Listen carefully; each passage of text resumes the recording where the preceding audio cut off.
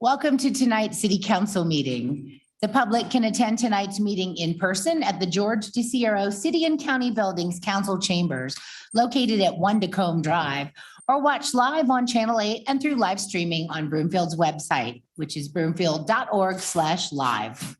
The public may also participate in public comment either in person or by calling 855-695-3744 and pressing *3 to be placed in the queue for comment. Screeners will ask callers for their first and last name, neighborhood, and the agenda item the caller would like to comment on. If you'd like to speak on more than one item on tonight's agenda, you will need to press *3 each time to be placed back in the queue for comment. Public comment will be limited to 90 minutes total per item. The first 1 through 15 participants in the queue have 3 minutes to speak. The next 16 through 25 have 2 minutes, and if time remains, the next 26 plus participants have 1.5 minutes to speak. For our hearing impaired residents present, we have wireless headsets through our AV team in the back of the council chambers. The City Council regular meeting is called to order. Will the clerk please call the roll? Anderson. Here. Cohen. Here. Delgadillo. Here. Hinkle. Here. Jezierski. Leslie. Here. Lim. Here. Marsh Holshan. Here. Schaff. He's excused. Ward. Here. Thank you. A quorum is present. Councilmember Marsh Holshan is joining virtually this evening. Therefore, we will use a roll call vote throughout the meeting. Will everyone please rise and join me for the Pledge of Allegiance? I pledge allegiance to the flag of the United States of America and to the republic for which it stands, one nation, under God, indivisible, with liberty and justice for all. Thank you. In an effort to keep order for tonight's meeting, I ask council members to limit their comments to 5 minutes. If council members are given an opportunity to speak for a second time, they should limit their comments to 2 minutes. We'll plan on a 10-minute break at approximately 8 p.m. And we will begin with council's review and approval of this evening's agenda. Council may add or remove items from the consent agenda, or council may change the order of business for the evening. Does any member of the council have any comments or questions regarding this evening's agenda? Are there any objections to this agenda being approved? Seeing none, this agenda is approved. The first item under petitions and communications this evening is an update on the Metropolitan Football Stadium District funds provided to the City and County of Broomfield as a result of the 2022 sale of the Denver Broncos Football Club. Broomfield staff will provide the presentation this evening. Thank you, Mayor, and good evening, council and community. Dan Casey, Director of Human Services, has been leading this effort. And he's slowly making his way down to the podium. He's got a little hitch in his giddy up. Mr. Casey. Thank you, Manager Hoffman, and good evening, Mayor, Mayor Pro Tem, members of council. Dan Casey, Director of Human Services. I'm going to do another quick update for you on the stadium funds.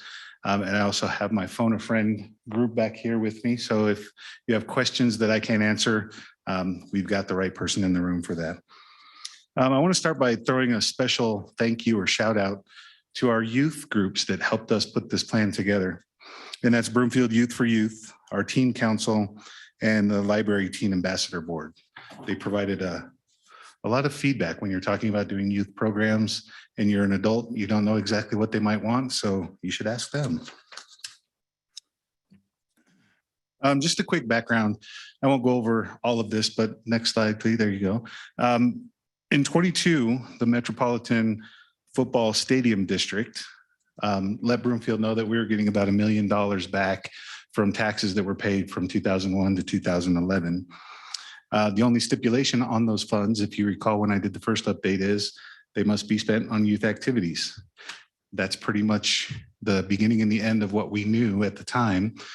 Since then, our CFO, Brenda Ritchie, has done some more research and found out that there were a few other loose parameters there. And then we've also established some goals for ourselves within the City and County of Broomfield. We do not have a timeline on when these funds need to be spent. but we are going to try to have all of these funds spent by the end of 2025. And that limits our administrative burden on tracking those funds over multiple years. There were several folks that worked on our plan. Many departments were involved. And again, like I said, our Broomfield youth were also involved. And then our initial proposal we brought to this group on the 28th of February and got the green light to move forward. So today I'm just going to polish the lamp and show you what we've done. Next slide, please.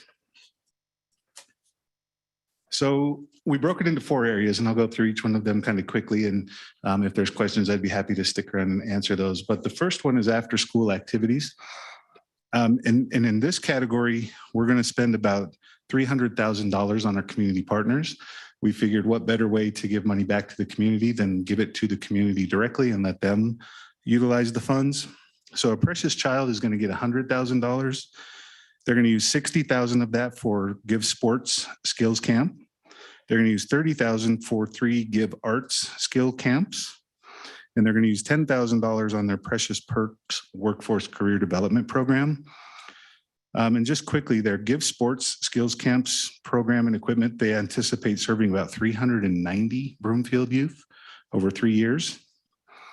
And in the Arts Skills Camps, they anticipate reaching about 240 Broomfield youth. And then the Precious Perks, they anticipate having 3 youth graduate through that program. The second group is the Broomfield Community Foundation, and this is the one that kind of gets me jazzed up because they're utilizing this $200,000 and they're going to reinvest it and do what they refer to as a quasi endowment. And if you have questions on that, I'm going to have to refer to Webster's Dictionary and Mariana Williamson because I don't know exactly what that is. I think I have a reasonably good idea. But they're going to put some of this money into initial programs right off the bat, scholarships for kids of all backgrounds. This is not meant for any kids that are at risk or lower socioeconomic class. This is for all kids. And then they're going to invest this money into that quasi-endowment program. And they're going to generate enough revenue to make this in perpetuity program. And they're referring to it as their Youth Opportunities Fund. So that's pretty exciting that this seed money will get a program for Broomfield that's anticipated to be in perpetuity. Broomfield Depot, the Depot Museum Field Trip and Bus and Fuel Fund. That's about $17,000. Again, that's a couple years to spend that amount. Author programs at the Broomfield Library, Invent HQ teen only open hours. And Suzanne's here. I think you've kind of started that already and it's going tremendously well. She sent me some photos and I didn't have a chance to put them in this PowerPoint, but that program is already rolling. Education program development, and then the CSU AmeriCorps after school enrichment and Title I school. So that would be our after school programs. Next slide, please. We have our youth employment and training, about $107,000 going towards that. Workforce Center internship and work experience program. That's $45,000. Again, that's a multi-year program, 2 to 3 years. And then it's up to $3,000 per youth. So we anticipate providing that to about 15 kids. The Workforce Center Summer Career Explorer Program, again, expanding that program from 17 youth to 40 youth. And that again would be a multi-year program. Our Invent HQ Summer Teen Assistance. And this is actually teens that would help staff the Invent HQ program. That's about $36,000. Our Auditorium Summer Teen Assistance, that's $6,000, and that's to help with sound, lighting, showrunners, summer concert support, etc. And then we're going to dedicate $5,000 to training lifeguards and water safety instructors. And these again are all 24-year-olds and under. And the big one, youth-friendly spaces. This was one that was very popular with our youth, and this is one that we were all excited about doing for our community, but designing age-appropriate teen outdoor space. We put about $475,000 towards that. And then doing some renovations to the Broomfield Depot Museum for some classroom space. And then set aside about $76,000 for contingency there because we know every year construction costs go up and up. And that would be a CIP project for the outdoor play space. in 24 or 25. So that's not anything we're doing this year, but it would be in out years. Next slide. This is the last one. So food security. This would be healthy distribution at youth-friendly location and events for healthy snacks. Again, this one is a little bit different because we've got some ideas on setting up a code and having any department that's putting together a youth program or youth event, being able to access that those dollars to provide healthy food for meetings and for youth activities. And finally, the chart there shows that our expenditures, our funds are about 1.096 million. Our expenditures are about 1.57 million, which leaves a remaining balance that we would use to reinvest in either one of our more successful programs, potentially reinvest in what our community providers are doing, or maybe even put some more money towards our outdoor spaces. And then I think the first time we talked about this, I believe it was Councilmember Cohen, if I'm not mistaken, that asked about transportation. So some of that money that's left over, we could utilize for transportation to get kids back and forth to programs. And then again, just some contingency dollars, and we didn't break that out. I think that $39,000 would go a long ways. And if we were using that for transportation, it would take us a good 3 years to spend that much anyway. So that is, next slide, I think that's the last one. Yep, that is my quick presentation, and me and the crew would be happy to answer any questions if you have them. Thank you very much, Mr. Casey, and all of you who worked on this. The details are great. We will go to public comments first, starting with in person. If there's anyone who would like to comment on this item, please come to the podium, state your name and neighborhood for the record, and you'll have 3 minutes. Seeing none, any comments or questions from council? Mayor Pro Tem? Thank you. Yeah, but thank you, Dan. This is great. I'm glad we have this funds, and I'm glad we're able to allocate it the way you are doing so. A couple of quick questions. For the Community Foundation, I don't know if you know the answers to this. What is the criteria they're going to use to award scholarships or grants? Any idea? Let me check their proposal. I don't know if I know exactly the criteria. I know that they're designating it for middle school aged youth.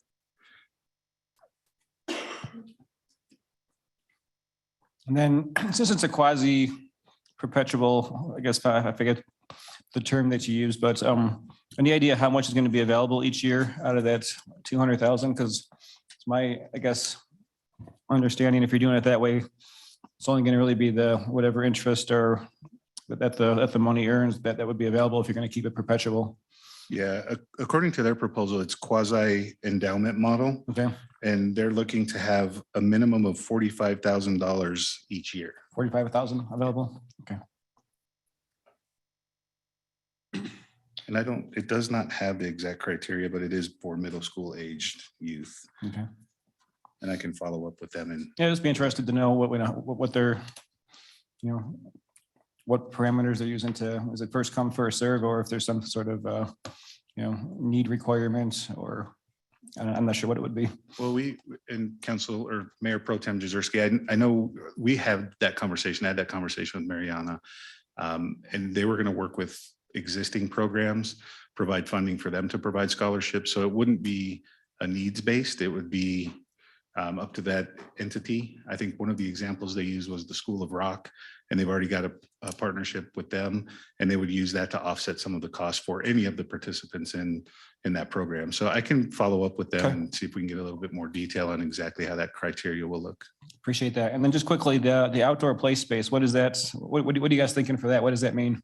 What's that going to look like? Yeah, we're kind of at a deficit tonight because Director Shuck is not here. Yeah. I know there's been some work to kind of define what does a teen outdoor space look like. It wouldn't be swing sets and it wouldn't be teeter totters. It would be something more age appropriate, probably something along the lines of the skate park, some activities, maybe some parkour or ninja type apparatus. So it wouldn't be a traditional swing set and monkey bars. It would be something more teen appropriate. All right, thank you. Appreciate it. Sure. Thank you. Councilmember Marsh Holston? Thank you, Mayor. Thank you, Director Casey, for putting this together and bringing this to us. This is so important. The youth sports, youth activities is so important for people in our community. Years ago when I was just out of law school and establishing myself and my career, my kids benefited from participating in youth sports and had the benefit of the scholarships through the different organizations and through Precious Child. So I really thank you for working with those organizations and thank you for keeping this going. So thank you, Mayor. All right, thank you. Any other council member questions or comments? Being none, huh? Looks like we're on our way. Thank you so much. All of this programming proposed is much needed. And we've always been talking about how we can find constructive things for our, more teens and tweens to hang out and instead of vandalizing the commons. So that's good. Yeah, I agree. Thank you. And if you have questions later, let me know. Thank you so much, Mr. Casey. Next, under petitions and communications, staff will present information regarding the 2023 Great American Picnic scheduled to take place on Tuesday, July 4th at Broomfield County Commons Park, starting at 5 p.m. Council has a copy of the agenda memorandum, which I'll ask our staff to summarize. Quanah Fun is making her way down to the podium, Kay Gazaway. Anytime we see her at the podium, we know that it's going to be something Broomfield centric and something we all enjoy. Ms. Gazaway, please introduce the 4th of July picnic. Well, thank you, Manager Hoffman. Hello, Mayor and Council. My name's Kay Gazaway. I'm Broomfield's Community Events Coordinator, and I am very happy to be here tonight because that means I'm inviting you to the Great American Picnic and Fireworks, which is 1 week from tonight, believe it or not. So the County Commons Park next Tuesday, July the 4th, starts at 5 o'clock. And we're going to have inflatables and face painting and live music and food and beer gardens. Those popular beer gardens are back again this year, hosted by our friends at the Broomfield Chamber of Commerce. There's going to be one on the west side of the park and of the west side of the main pavilion and one on the east side of the championship fields. And both of those beer gardens are going to have food courts within them. And we're going to have 12 different food vendors this year, which is our largest number yet, in hopes of giving guests more options and shorter lines. So you want to make sure you check them both out because they're going to be different in both places. The really cute bike parade is going to happen again this year. Lineup is at 5:30 down at the Red Pod Shelter House. And then the parade kicks off at 5:45. And Mayor, thank you very much for being our host and MC to kick off that bike parade again this year. We sure appreciate that. Everyone of all ages is invited to decorate a bike and join the parade. And if you don't have a bike, do your scooter or your stroller and just join the fun around the park. Music is a big part of the festival that night. And at 6 p.m. we have 17th Avenue All-Stars coming back as a very popular band. They are a all vocal band and they do a real creative spin on top 40 songs. And then at 7:15, Soul X is coming back. They were a huge hit the other year. So we're happy to have them back on our lineup. And they'll be playing their really high energy dance music until about 9:15, which is when the fireworks are going to go off. But while they're playing, we'll have a side conversation about weather and wind and rain with our pyrotechs and make sure that everything is the way we think it should be for launching. Because, safety is really important out there for the fireworks. So if there is a concern, let me say it that way, if there's a concern about the weather, we can delay as late as 10 p.m. So we'll keep you posted on that. And if the fireworks can't be shot by 10, we will have to cancel for this year. But forecast is looking really strong. It truly is. So I think we've paid our dues over the years. So now we're going to have a good event for the fireworks to launch at 9:15 this year. So now historically, this event draws like 15,000 guests. So you can imagine that the parking lots at County Commons Park just get filled in no time. So I wanted to tell you a couple tips. There will be accessible parking in the west lot until it's filled. There will also be an accessible shuttle bus with a wheelchair lift for all of our guests. And they will be making rounds the entire night from 5 p.m. until 11 p.m. And they will be partnering with 4 other massive school buses. So we hope to get people transported quickly from Legacy High School back and forth. You can pick up those shuttles on the west end of the parking lot at Legacy by their gazebo there. So I really encourage everyone to use those shuttle buses. One more important thing is that the road into the County Commons Park is going to close at 8 o'clock. So then we're hoping to reduce the congestion in the park at that point. So only the shuttle buses will be coming and going after 8. So plan your arrival accordingly. And finally, I guess I want to acknowledge all of the city departments that we've been collaborating with on this festival. I mean, it's a big process. And so we've worked with police and streets and parks and recreation and facilities and the health department and communications department and even North Metro Fire. So it's been a really impressive team collaborating and putting a lot of good ideas forward for this year. So I just wanted to acknowledge that and see if you all have any questions for me. Wonderful. Thank you so much, Ms. Gazaway. It sounds incredible, and I love the expansion of the amenities, the beer garden and the restaurants. So we do take public comment on this, as we do with every agenda item. So if anyone would like to comment on this, now's the time.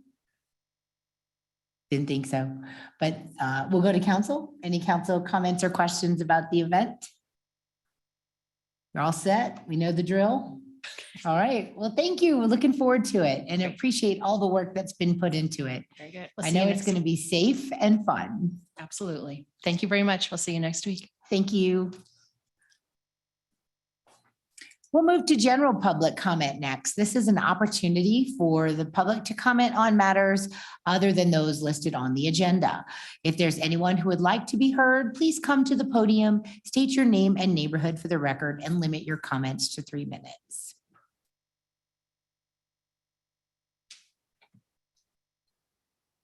I guess not, but thank you. Council's community and event updates are next. Does any member of council have an update this evening? Councilmember Marsh Holshan. Thank you, Mayor. I just wanted to remind the community that Mayor Pro Tem Jezierski, Mayor Castrad, and myself will be hosting a Ward 1 community meeting this Thursday at 5:30 p.m. at Rails End Beer Company. So everybody from Ward 1, we are encouraging you to come out and bring your questions, comments, and concerns, and we can have a conversation. I've also been attending the Colorado Municipal League Annual Conference this week that continues through tomorrow. So we'll have some more updates on that, after the conference is over. So thank you, Mayor. Thank you. Councilmember Ward. Thank you, Mayor. I also want to let the community know that there will be a Ward 2 town hall. I didn't want to do it the next council meeting because it'd be very close. So I want to give enough time. But July 12th from 6 to 8 in the Broomfield Community Center, Lakeshore 1 room, we will have a Ward 2 wide town hall with Councilmember Delgadillo, the mayor, and myself. And that's all I really have. Thank you. Any other council member community updates? Councilmember Lim. Yes, I've been attending the CML conference too. Well, as Councilmember Marsh Holshan said, we'll have an update at the next council meeting. I did want to remind people that there is a Workforce Center job fair tomorrow from 3 to 5. The details are at broomfieldworkforce.org, and the Workforce Board encourages everyone to take advantage of those opportunities. Thanks. Thank you. Any other updates? All right, thank you all. Moving on. Council's consideration of the consent agenda is next. The clerk will read all of the consent agenda items by title, and there'll be one opportunity for public comments and council questions and comments. Following the clerk's reading of consent agenda items 7A and 7B, we will ask for public comments. Will the clerk please read agenda items 7A and 7B by title? 7A, approval of minutes from the regular meeting of June 13th, 2023. 7B, resolution number 2023-80, authorizing and approving the First Amendment to the Agreement for Consulting Services by and between the City and County of Broomfield and DTJ Design Incorporated for the Open Space Parks Recreation and Trails Plan Refresh. Thank you. We'll now proceed with public comments, starting with in person on these two items.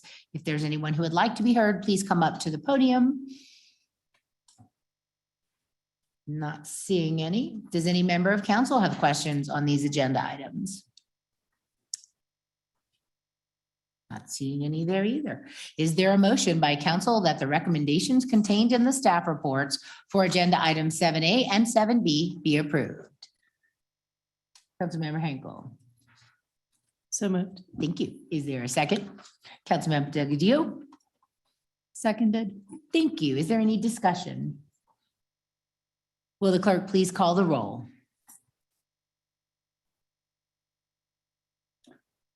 Anderson, Yes. Cohen, Yes. Delgadillo, Yes. Hinkle, Yes. Jazersky, Yes. Leslie, Yes. Lim, Yes. Marsh Holston, Yes. Ward. Yes. Thank you. That passes unanimously. There is no business before the Board of Social Services this evening. Our first item under council business is the public hearing and council's consideration of proposed resolution number 2023-76, approving the North Park filing number 2, replat D, tract AZ, baseline Parklands Big Green Site Development Plan. I'll now declare the public hearing open for resolution number 2023-76. We'll follow the city standard public hearing procedures. First, staff will present a summary of the item. Then we'll have the applicant's presentation. Then we'll ask for public comments and final comments from the applicant. And finally, questions from city council members. Council has a copy of the agenda memorandum, which I'll ask our staff to summarize. Thank you, Mayor. Anna Burton-Zetti is ready to go. She's our planning director and co-director of community development. She has her team with her to walk us through this item. Ms. Burton-Zetti. Thank you very much. Good evening, Mayor, Mayor Pro Tem, City Council. If I could have the next slide, please.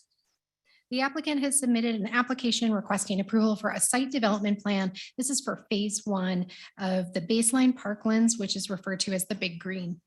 The subject parcel is about 20.82 acres in size and located east of the Parkside West community on Promenade Street. The proposed project area is zoned planned unit development and is consistent with the regulations outlined in the North Park PUD plan as well as its supplemental binder. Next slide, please.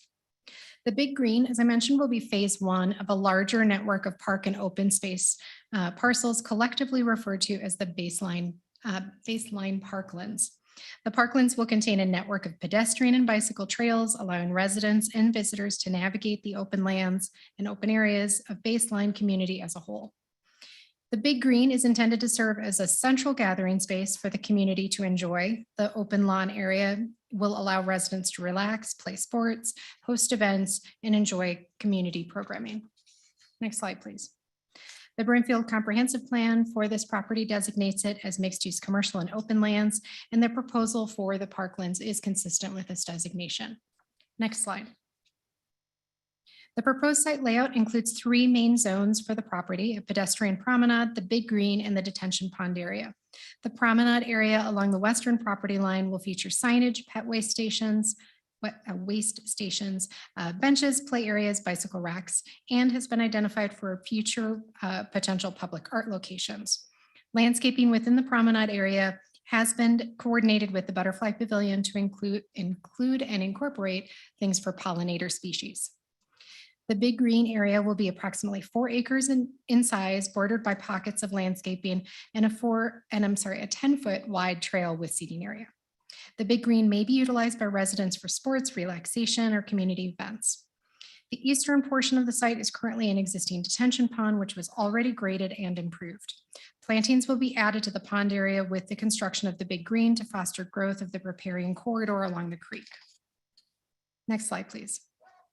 These images on the slide illustrate the future pedestrian promenade area. As previously mentioned, this will be a place for visitors to relax, interact with the play structures, learn about pollinator species, and enjoy public art. The street parking is provided adjacent to this area. Next slide, please. As previously mentioned, the Big Green is part of Phase 1 of the larger network of open lands. Staff is currently reviewing a site plan for other parklands within the corridor to the south. The linear park will feature a trail system which will allow the residents and visitors to navigate the overall open lands while providing connections to different neighborhoods in Greater Broomfield. The future parcels will be subject to separate site development plans, which will be reviewed by staff and follow the development review process, including city council public hearings. The managed growth and development agreement was approved for the North Park Baseline development and limits Broomfield's ability to require the construction or to direct the timing of improvements within the linear open lands, except for certain areas that were specifically mentioned in the MGDA, such as the regional trail. The specific design, type, and quantity of public improvements within these open lands needs to be determined by the developer and is proposed through the site development plan process. In accordance with the MGDA, the park will be conveyed to either the Metro District Service District or the city once it has been constructed. In the event that the park is originally conveyed to the service district, then the district has 10 years to convey ownership of this parcel to the city.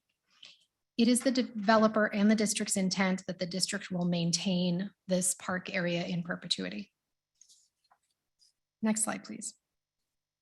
The City Council reviewed a concept plan during a public meeting in 2019 that included the parklands. Comments were provided to the then Planning and Zoning Commission and City Council, indicating requests for play spaces, downcast lighting, drought tolerant plantings, and also showed general support for the passive park design and pedestrian promenade. The conceptual plan did show a restroom facility, which the applicant is exploring as part of the future phases for park development. A neighborhood meeting for the proposed development was held virtually earlier this year in January. No residents did attend that meeting. This project has met all public notice requirements, and there were no key issues identified by staff. So that concludes staff's presentation. As was mentioned, the applicant is here this evening and has a presentation prepared for you. Thank you very much, Ms. Burton-Zetti. Next is the applicant presentation. And just as we ask our staff to keep the presentations brief, I ask the applicant to be concise in their presentation. Will the applicant's representative please identify themselves for the record prior to beginning their presentation this evening? Yes, good evening, council members. Mike McBride. I'm a project manager for McWhinney, leading the phase 1 of the parklands here. And I've got Ty with Wink Associates. He's our landscape architect, our master planner for the parklands. And he's going to go through some of the design elements, but I want to start with just kind of some overall baseline info, and then we'll kind of dial into the Big Green area.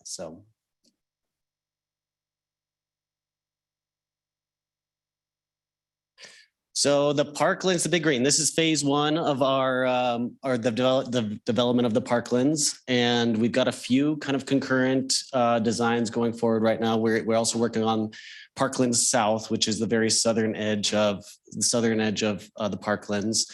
And that coincides with the Southlands development, but you'll probably see us here in a few months with that proposal as well. So let's go to the next slide. So yeah, we always like to touch on just the guiding principles of Baseline. This is kind of what we try to ingrain in every project at Baseline, from our mixed use centers to our open lands and to our residential neighborhoods. So this is kind of our North Star, our guiding principles for how we design things. And I feel like we do a good job of keeping them current with each project. So next slide. So this is overall Baseline project here. You guys see Parkside West getting developed right now. I think there's probably 8 houses built right now in Parkside West. But there's a lot going on. The apartments are getting constructed right now. I think we're finishing up the clubhouse in the Davis Apartments, and on all the pavements in for our build for rent area. And then we're just going to keep marching south along Sheridan with Parkside West, and then get to the Southlands. But the Big Green is there highlighted in pink. And so that's the phase 1 that we're going to talk about tonight. And then Parklands South is something else that we're working on. That's through the city process, and we'll see you guys in a few months with that. But we just went to Land Use Review Commission with Parkland South, and it was a good meeting. So I'm excited to bring it to you guys in a few months. Next slide.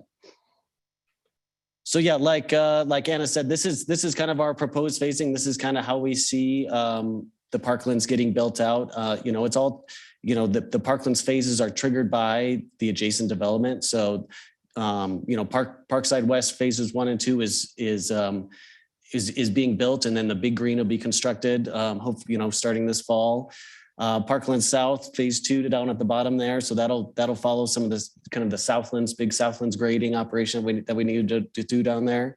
And then the next one that we've got some preliminary work on is Parklands West open lands. So the phase 3, and that'll include the regional trail, the MGDA kind of required MGDA trail that connects up Parkside West to Parkside East and up to Center Street District. And then Parkside East will develop, the purple section along that edge, and then Center Street District will develop the pink area on the top there, and kind of that plaza between the butterfly pavilion and the stem, and the water quality ponds and everything we need for Center Street District. And then yellow down there, the future phase that'll be developed with the creative corridor, some of those commercial uses that we've got on the south edge of the property. All right, next slide. So this is our dedication tracking table. On all our STPs, we have a really boring tracking table that nobody can really understand. So we developed a graphic to help kind of guide us and city staff through how we're gonna kind of plat these pieces and dedicate these pieces of land. So everything in blue on this chart has been dedicated already to the city of Broomfield, and then the pieces in green are places that we've platted, land that we've platted, and we're anticipating to dedicate to the city of Broomfield. We do want to get through construction of the improvements, get through the warranty period, and then be able to dedicate kind of a finished piece of land to the city of Broomfield. But like Anna said, these will be maintained by the Metro District in perpetuity, and kind of keep them in pristine shape. So next slide.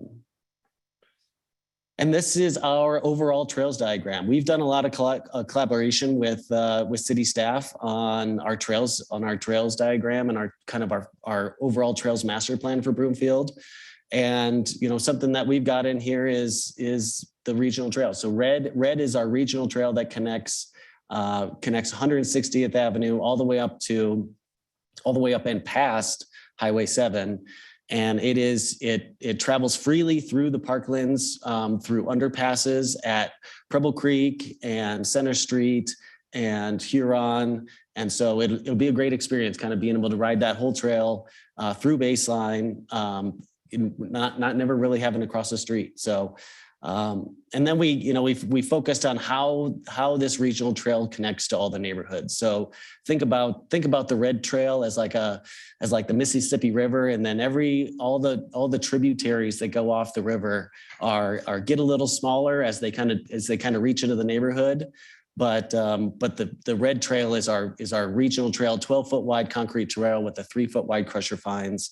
For those joggers that like to get off the trail a little bit, and then a solid connection to up to the Broomfield Regional Trail, and that's through an underpass under Sheridan Avenue or Sheridan Parkway, and then we have it crossing Preble Promenade Street at an enhanced intersection. So most of the intersections on Promenade along the Parklands are enhanced intersections with concrete crosswalks and kind of decorative concrete that really highlight the pedestrian crossing there. So all those little stars that you see along Promenade, those are those enhanced intersections that connect the neighborhood to the Parklands. So our big green is that yellow trail right in the center there. And we've got two pedestrian crossings, two enhanced pedestrian crossings there. And then you'll see in our graphics, we've got some great plazas that kind of terminate at these streets.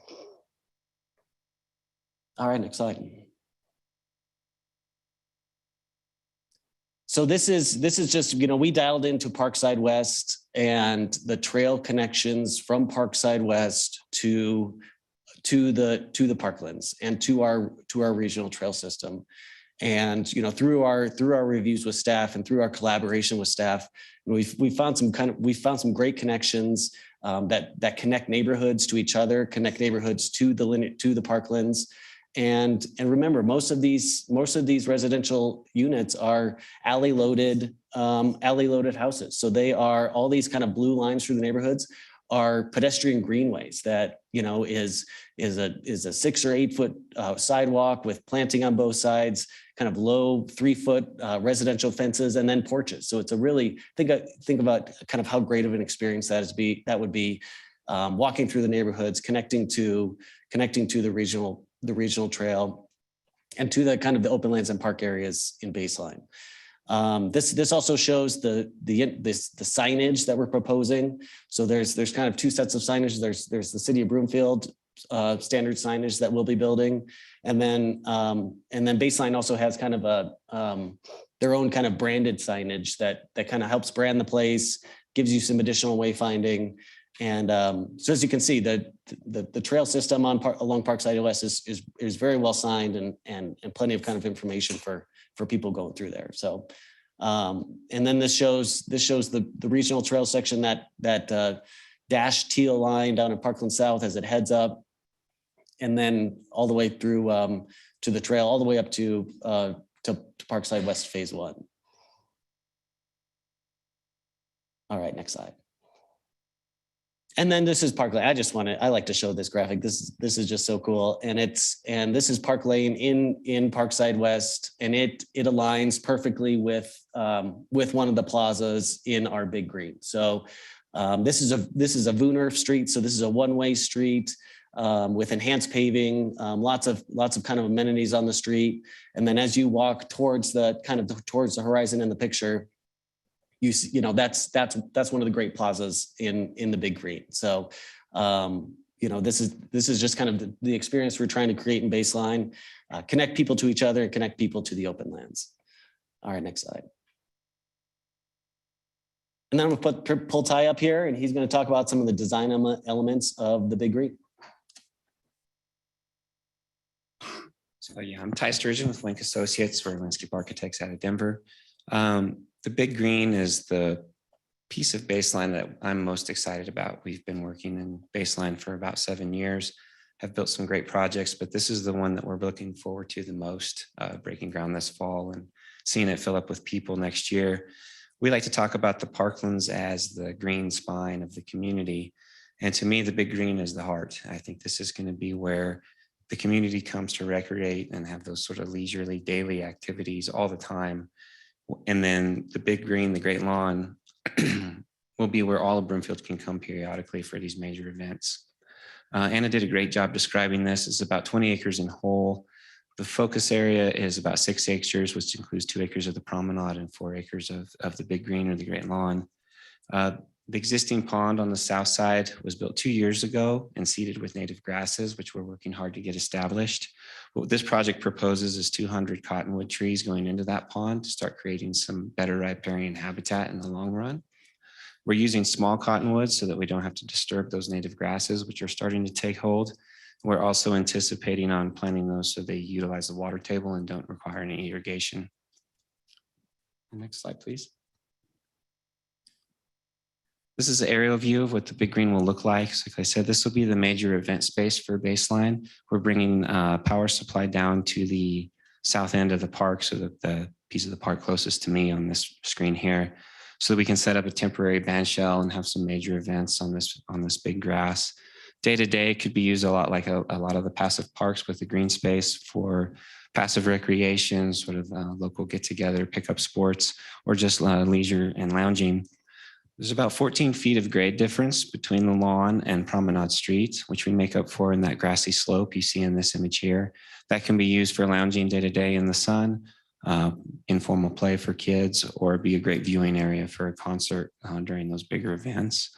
The promenade is obviously adjacent to Promenade Street. It's the reason Promenade Street has its name. We've always been anticipating building the promenade as part of the Parklands here. which we'll show in the next slide. So this will show the signage that we've worked hard with city staff to provide. We have both our baseline signage that talks about pollinators and educates about all the things we're trying to do as a pollinator district. It also has the city and county of Broomfield signs so that whichever street you come down to enter the regional park, you'll be able to orient yourself and find your way to the regional trail. We have 2 play areas. These are small play areas with some informal climbing equipment so that kids have opportunity to play as they stroll the promenade. 2 entry plazas that Mike talked about that line up with Park Lane and 167th Avenue. Those align with those enhanced intersections and provide a safe access into the park. We have abundant bike parking, benches, and other things in that promenade that we'll show in the next image. So this is an example of the promenade where it goes through our pollinator planting areas. So these are the areas we worked on with the Butterfly Pavilion to meet all the pollinator guidelines that Baseline adheres to. So these are creating habitat as well as a high aesthetic value for these seating areas. And you can see an example of one of the play areas in the back. We have an 8-foot tree lawn planted with pollinator plantings, a 10-foot trail, and then these large beds that frame seating areas and play areas and eventually overlook the Great Lawn below. Next slide. This is an example of another piece of the promenade where we give an opportunity for a small patch of bluegrass lawn for informal play or picnicking under our trees. And then on the next slide, we'll be looking back the other way at one of those informal seating areas, a small playground, and how you'll be able to overlook the big green below. Next slide. That's all we have. We're really excited to see this one through. I can't wait to break ground this fall and start seeing folks out there next summer. So thank you. Thank you very much. Next is public comment from individuals joining on the phone, on person first, sorry. If anybody in person would like to comment on this item, please step up to the podium and we'll give you 3 minutes. There's no one on the phone either. So we will go to questions from council or next. Members should limit themselves to questions during this portion, and the time to introduce amendments or for or against this item is later. Are there any questions from council? Councilmember Hinkle. Thank you, Mayor.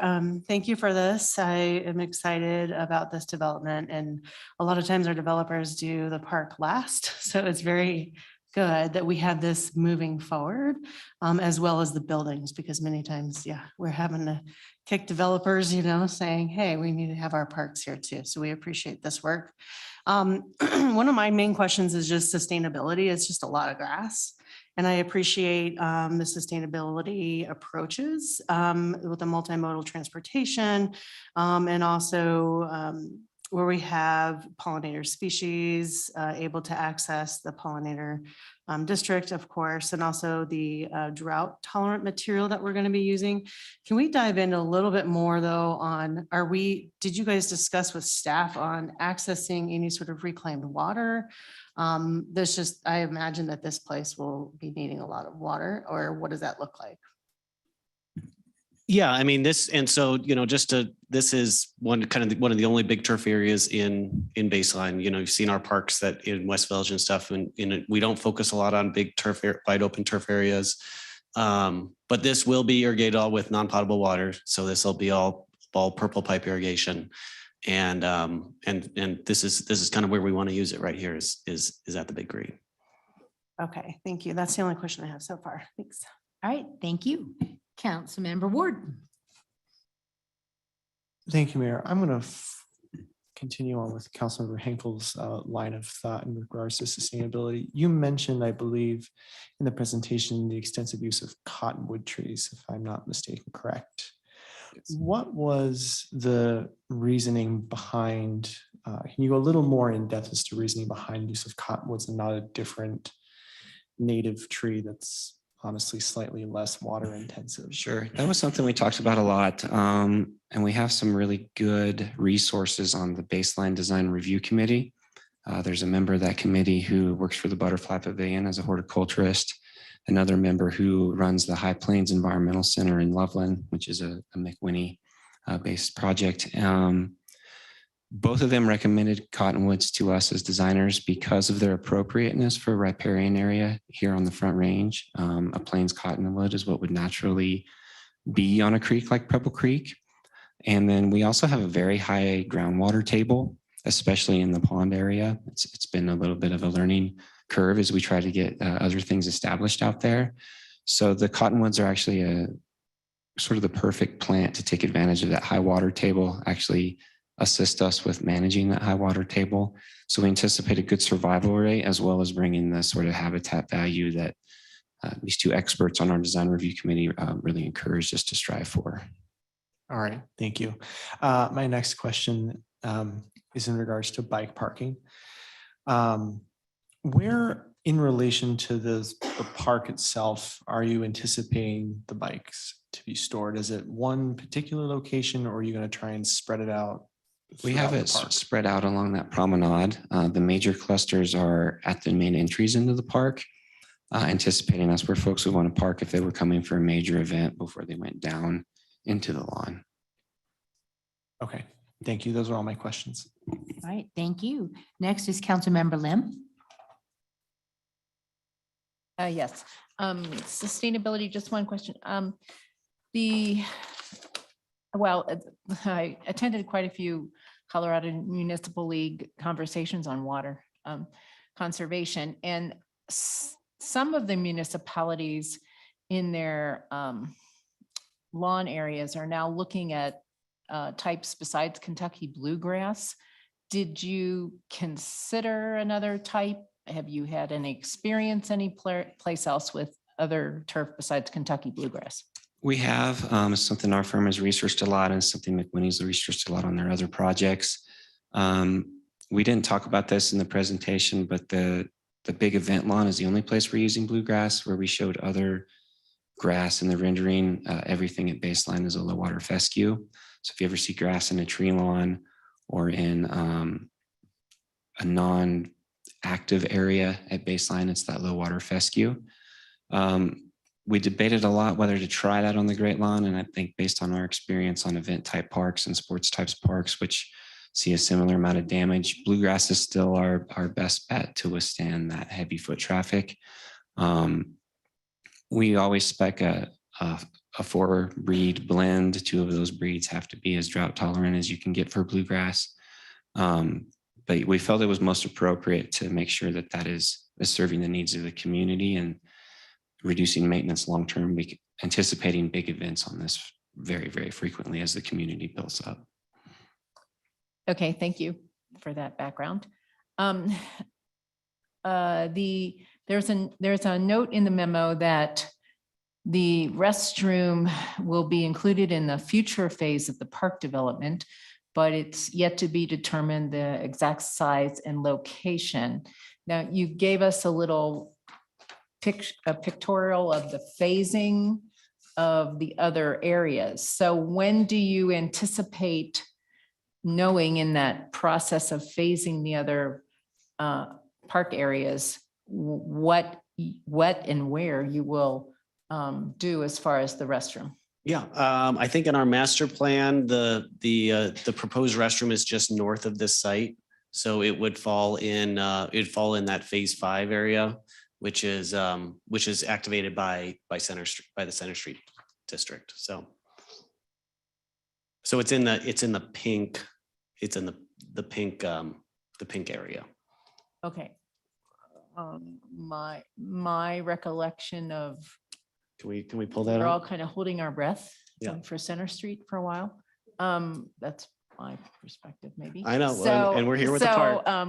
So are we, Oh, yeah, so just phase 1 is the big green, and then in the master plan, the restroom area is just north of this in the phase 5 area. And the numbers are kind of made up because it goes with what developed next. So like, we're assuming Parklands goes next, and then Parkside West phases 3 and 4. So that's phase 3. Parkside East, we're trying to get momentum to get Parkside East going, but Center Street could go before Parkside East pretty easily, actually. okay, is the restroom waiting for infrastructure in that area, or is it waiting for justification to spend the money? Well, I think we wanted to get an amenity out here as soon as possible. And so that's why we're trying to hit construction this fall. And so this and get an amenity for the builders out there right now for the houses that are getting built. And so we needed to build Big Green and kind of build what we can with the budget we've got for that project. Okay, is it your intention that before you would have, you're talking about having a big event there. I mean, before you would have a big event there, would you have the restroom built? Or I think if we had big events there, we would bring in vendors with porta potties and stuff. okay. Yeah. Okay, I had asked staff about the our ability through our agreements to have a timeline for when that restroom went in, and they said it's not specific that we can control that, but I would certainly hope that before there's too much use, it's going to be certainly an amenity that's necessary for if once many people go into that area. No, So- I mean, we're hoping that that's a kind of a raving success and requires infrastructure like that. Okay, thank you. Thank you. Next is Councilmember Marsh Holston. Thank you, Mayor. Some of my questions have already been asked about the turf grass, or the type of grass. So I'm kind of, I have one kind of question. I want to thank you for bringing this to us. I am really excited for this. I live in the southern part of Broomfield, so I won't be living up there, but I'm hoping that one day we have some transit that I can take to go up there rather than driving my car. The one question I have is regarding turf grass, though. So we have this big green field in the Big Green. How much the rest of the Parkland area is anticipated to be turf grass?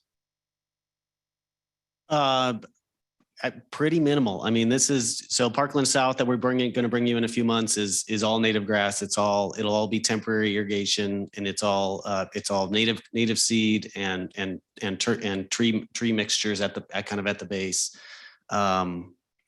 Anywhere we have kind of high activity, I think we'll have pockets of turf, but I would say 95% of the Parklands is going to be the Colorado landscape, which is native grasses and cottonwoods. Good, excellent. Okay, that's the only question I had, Mayor. Thank you. All right, thank you. Councilmember Anderson. Thank you. I just have a couple of quick questions. I'm following up on Councilmember Lim's question about the phases. Can you just remind us about the approximate time frame for these next phases? So each of these, this might not be the best question for you, but No, I mean, if there's anyone that representing New McWinnie that could add in just like what are we kind of looking at for timelines of all these phases when we'll actually see that complete trail completed which will help bring people in? I could talk about the progression of the phases. I mean, everything is kind of at the mercy of the market. But let's pull up that phasing diagram again. I'll walk through kind of the progression of the phases. So Yes, just quick, I was just looking at, is this like a couple years down the road or like 10 years down the road or just general ballpark of what we're looking at?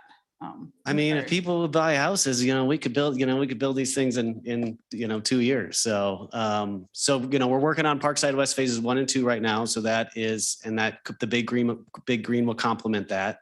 I've been here with Parkside West. So you guys have approved Parkside West phases 3 and 4. So those as we have absorption in Parkside West phases 1 and 2, we'll get builders signed up for phases 3 and 4. And phase 4 of Parkside West, right where the Parkside West label is, that in our MGDA, that triggers the regional trail. So that triggers that blue trail from Parkside West all the way up to Center Street District. And that's our MGDA requirement, but we're also trying to figure out how we can connect this Parkland South to the blue trail kind of as quickly as possible. So the progression would be Parkside West, we have the Big Green, we're working on Southland. Southland is kind of a big grading project that creates that developable area, that creates this drainage corridor down there. And then Parkside West phases 3 and 4, I'm saying would go next. And then well, I think Center Street's gonna beat Parkside West to the finish line, but that's kind of my progression right now. Okay, that is helpful. And then, and I think that the triggering of that actual trail is maybe the piece I was looking more at, because that'll be the method people get to that park. Yeah, A lot of yeah. people, not some, shouldn't say all, but a lot of people come in that direction. So the only question I have is on the programming, because this is my colleagues have discussed, this is a big green field area, and if it's being maintained and nice, the last thing you want to see is it sitting vacant. So who is in charge of these? It says community program. Is that something that the Metro District will be programming, or who is doing the community programming? Yeah, so the Metro District will maintain it. It will be dedicated to the city of Broomfield after construction. We do have a partner in Cohere, which is our kind of our community liaison, and they're kind of like our HOA manager.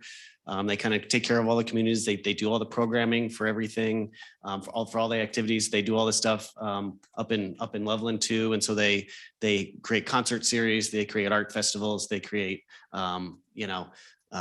picnics and the Great American Picnic, just like you guys are doing. So we have a community manager that outlines the programming for this area throughout the year. Okay, that's perfect. Thank you. Any other council member questions? Comments, anything? Well, I did tour the area this last weekend. It is filling up on the west side. There's a lot of people living there. So I'm kind of excited because I'm sure they want access to amenities, right? They're Yeah. living there and they know it's a 20, 30-year project, but it is filling up on the west side. So that's good. Well, this is a good place for, kids soccer practices and everything. This is what we want to provide for the community. So Definitely. And the west side does look great. Yep. It does. And I think there's about 4 models on the east side Mhm. that they're showing. They're cool too. yeah, they're building fast. So Mhm. They said they probably think that, because I went in the sales offices, I might be looking. So they're really excited about everything to come as we are too. And especially the Center Street District where, we can really advance our transit oriented corridor to get that rapid transit in, which I'm told will happen starter service in 2 years. So I'm going to stay positive. Well, thank you guys very much. And I don't think we have any more questions from council. So there being no further comments, the public hearing is closed. Next is Thank you. council's consideration of proposed resolution number 2023-76. Will the clerk please read proposed resolution 2023-76 by title? Resolution number 2023-76, approving the North Park filing number 2 replat D, tract AZ, Baseline Parklands Big Green Site Development Plan. Thank you. Is there a motion? Councilmember Henkel? I move that resolution number 2023-76 be adopted. Thank you. Is there a second? Councilmember Anderson? Second. Thank you. Is there any discussion? Seeing none, will the clerk please call the roll? Cohen, Yes. Delgadillo, Yes. Hinkle, Yes. Jazersky, Yes. Leslie, Yes. Lim, Yes. Marsh Holston, Yes. Ward, Yes. Anderson. Yes. Thank you. That passes unanimously. First Park moving forward. Thank you all so much. Our next item under council business this evening is the public hearing and council's consideration on second and final reading of proposed ordinance number 2214 regarding vacating a portion of Destination Drive located within the Broomfield Urban Transit Village, filing number 4. I'll now declare the public hearing open. We'll follow the city standard public hearing procedures. First, staff will present a summary of the proposal. Next, we'll have the applicant's presentation. Then we'll ask for public comments and final comments from the applicant. And finally, questions from city council. Council has a copy of the agenda memorandum, which I'll ask our staff to summarize. Thank you, Mayor. And once again, Anna Bertanzetti is going to give us a brief overview, given it's a second reading. Ms. Bertanzetti. Thank you. Good evening again, Mayor Pro Tem, City Council. Yes, this evening's presentation is a little bit more brief because it also relates to the first readings presentation, which was held on May 23rd, 2023, which is incorporated into the record for this project. Low-Poor Properties, if I can have the next slide, is requesting to vacate an unused segment of Destination Drive. The subject site is highlighted here in the aerial photograph and is located on the east side of Wadsworth Parkway, immediately north of the Broomfield Jefferson County line. The first reading, as I mentioned, was heard on May 23rd of this year, concurrent with a request for a planned unit development plan, a site development plan, urban renewal site plan, and final plat.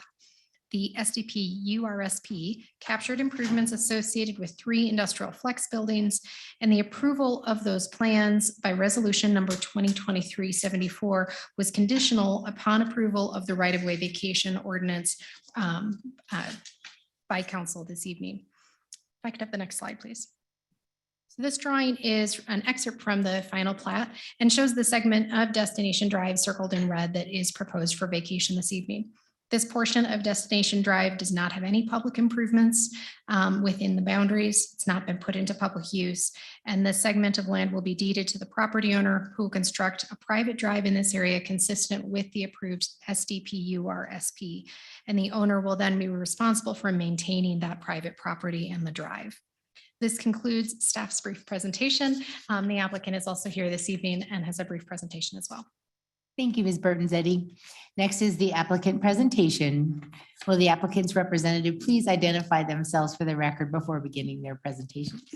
Bonnie Nijelik, Norris Design, 1101 Bannock Street, Denver. Our presentation is so brief. We do not have a presentation. I think Anna covered all of it, but we're here to answer any questions you may have. We have a slide. There you go. I'll tell you. Thank you. Thank you, Bonnie. We'll now proceed with public comment, starting with in person. If there's anyone who would like to be heard on this item, please come to the podium. And I don't see anyone online. Questions from City Council are next. Members should limit themselves to questions. Do any members have any questions? Mayor Pro Tem. That's my favorite presentation of the year. You win. All right. Anyone else? Excellent. There being no further questions, the public hearing is closed. Record. Next is council's consideration of proposed ordinance 2214 on second and final reading. Will the clerk please read proposed ordinance number 2214 by title? Ordinance number 2214, vacating a portion of Destination Drive located within Broomfield Urban Transit Village, filing number 4. Thank you. Is there a motion? Councilmember Ward? I move that ordinance number 2214 be adopted on second final reading and ordered published by title. Thank you. Second, Councilmember Hinkle. Second. Is there any discussion? All right, will the clerk please call the roll? Delgadillo, Yes. Hinkle, Yes. Jezerski, Leslie, Yes. Lim, Yes. Marshall, Yes. Ward, Yes. Anderson, Yes. Cohen. Yes. Thank you. That passes unanimously. Thank you all so much. Our next item under council business this evening are the results of the proposed sales and use tax ballot measure survey and the 2023 community survey. Council has a copy of the agenda memorandum, which staff will summarize through the presentation. Thank you, Mayor. And Miss Julie Story. Always makes me hesitant when I call it out. I don't know if I'm. She just left the chambers for a moment. Great timing.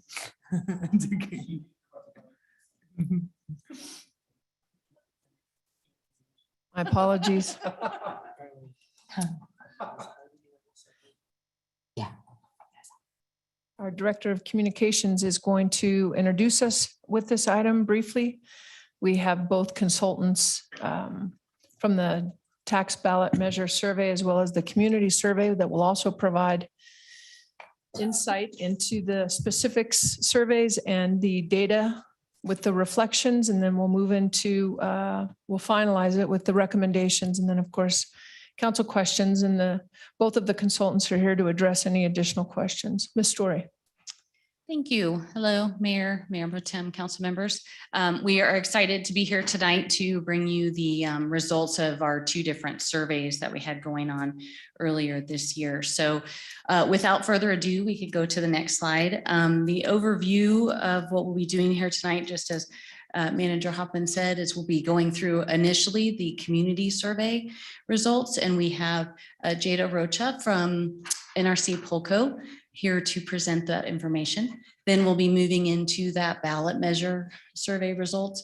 And we have Courtney Sievers, who's with Magellan Strategies, to give that presentation. And then we'll move into that staff recommendation and council. So let me go ahead and go next slide and have Jade come on up. Good evening, Mayor and members of council. Thanks so much for having me. My name is Jada Rocha. I am the Director of Survey Research for Polco National Research Center, and I'm pleased to be here tonight to present the results of the 2023 community survey to you all. Next slide, please. I'll go over the methods that we used for this survey in not so much detail, but this is the 8th time that Broomfield has conducted a survey of this nature, a community-wide survey, going back all the way to 2002. So the survey this year was conducted from March 31st to May 10th of this year. And rather than dive into all the nitty-gritty details of the methods, I want to instead point to some differences in the methods between the 2021 survey and the 2023 survey. You can read about the full details of the methodology in the full body of the report. But I want to most point out is that this year, the survey was shortened considerably. Back in 2021, it was a 8-page survey. And for that reason, we did not send out paper copies of the survey to selected households. This year, we shortened that survey to 5 pages, and we did include a paper printed copy of the survey, along with the mailed invitation, postcard invitations to our 6,000 randomly selected households throughout Broomfield. The reason why I want to call this to your attention is that because of this inclusion of the paper survey, we saw an increase in the response rate this year to 17% in 2023, up from 13% in 2021.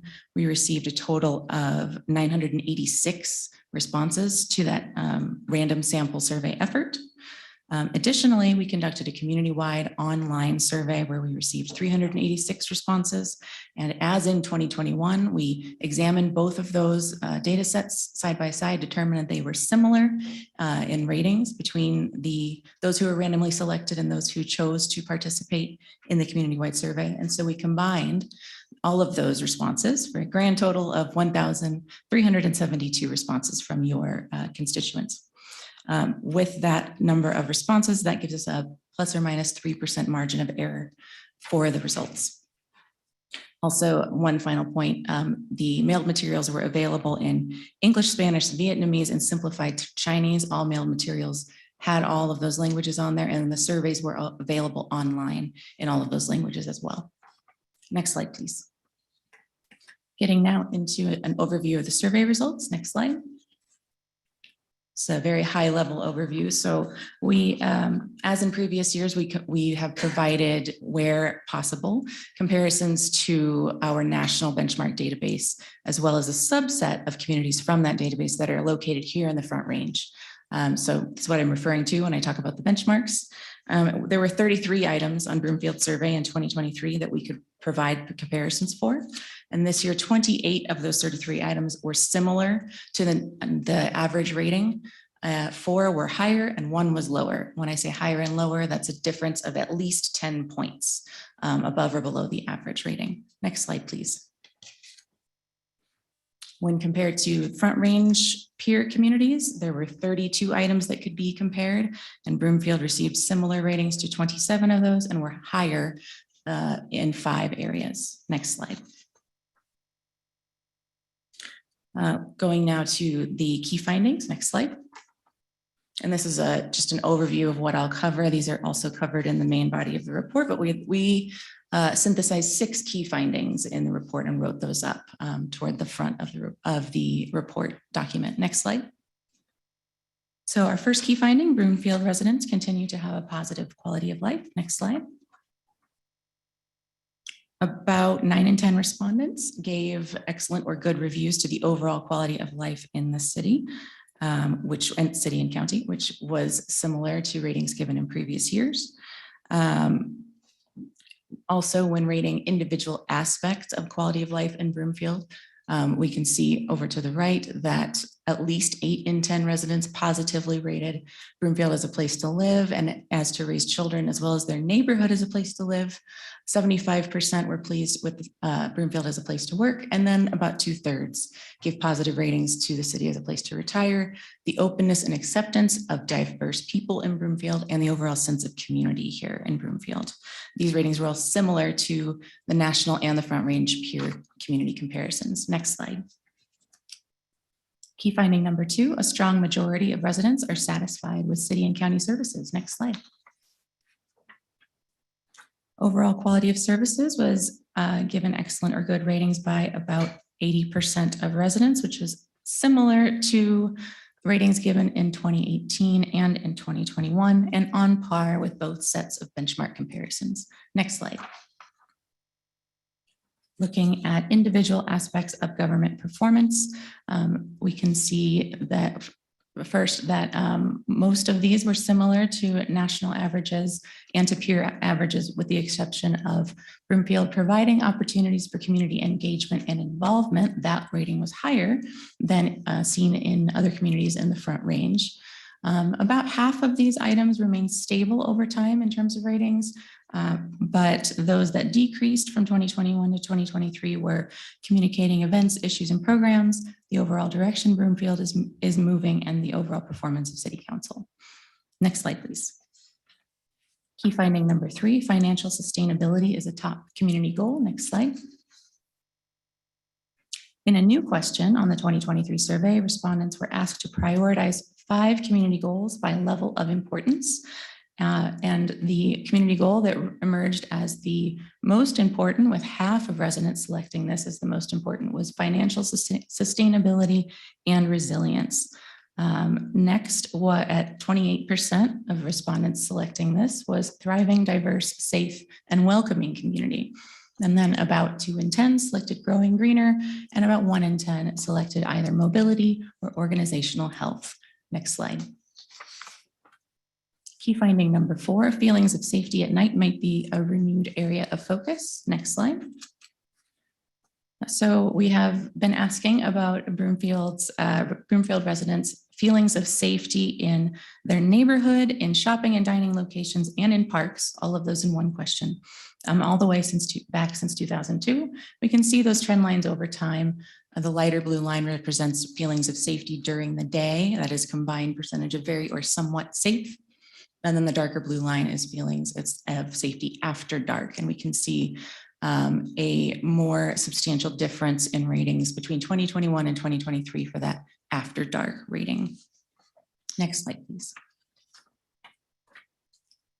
Looking at select ratings for law enforcement, about 8 in 10 residents gave excellent or good ratings to the level of responsiveness, treating all residents with respect, and treating all residents equitably, and in terms of rating specifically local law enforcement on these.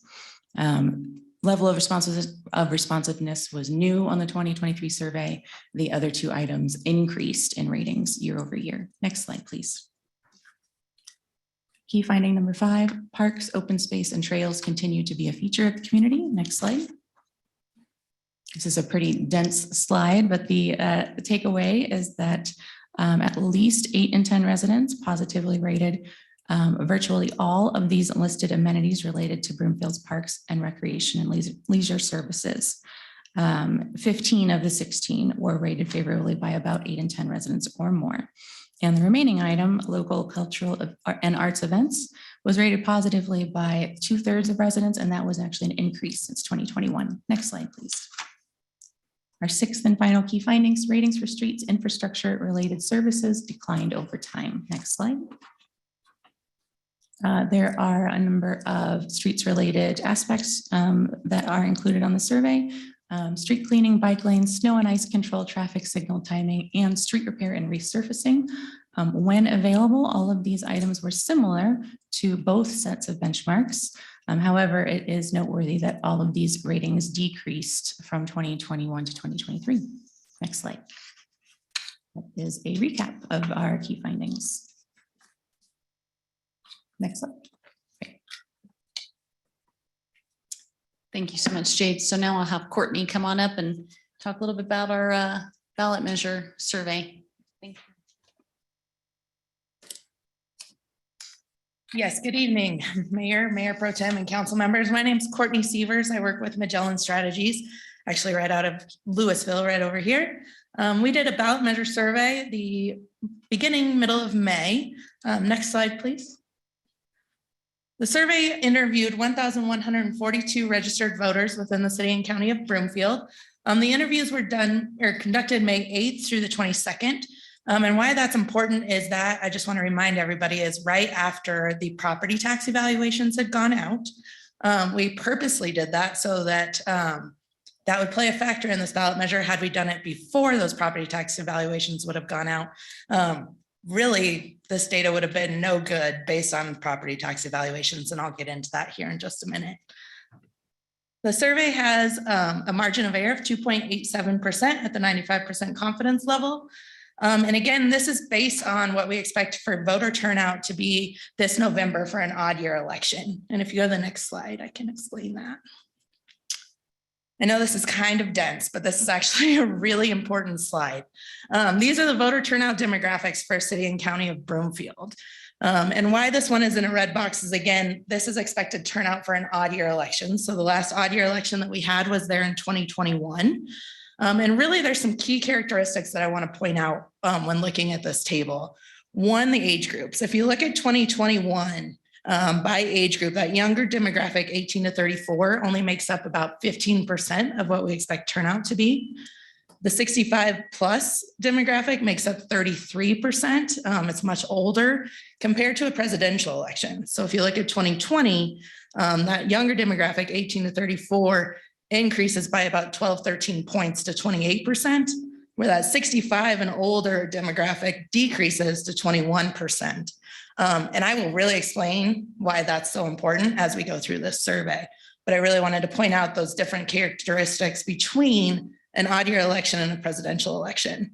And really, there's not a huge difference by party. Typically, in most counties, districts, anything else, we see a little bit higher unaffiliated numbers for a presidential election. Here in Broomfield, there's not as much of a difference, 3 points difference between a presidential election and an odd year election. Really, it comes down to those age groups. Next slide, please. Oh, sorry, that's a little hard to see on here. We did ask a couple different benchmark questions at the beginning of the survey, one of which was, do you approve or disapprove of the programs and services provided by the city and county of Broomfield? These are really strong numbers. These are great numbers to have.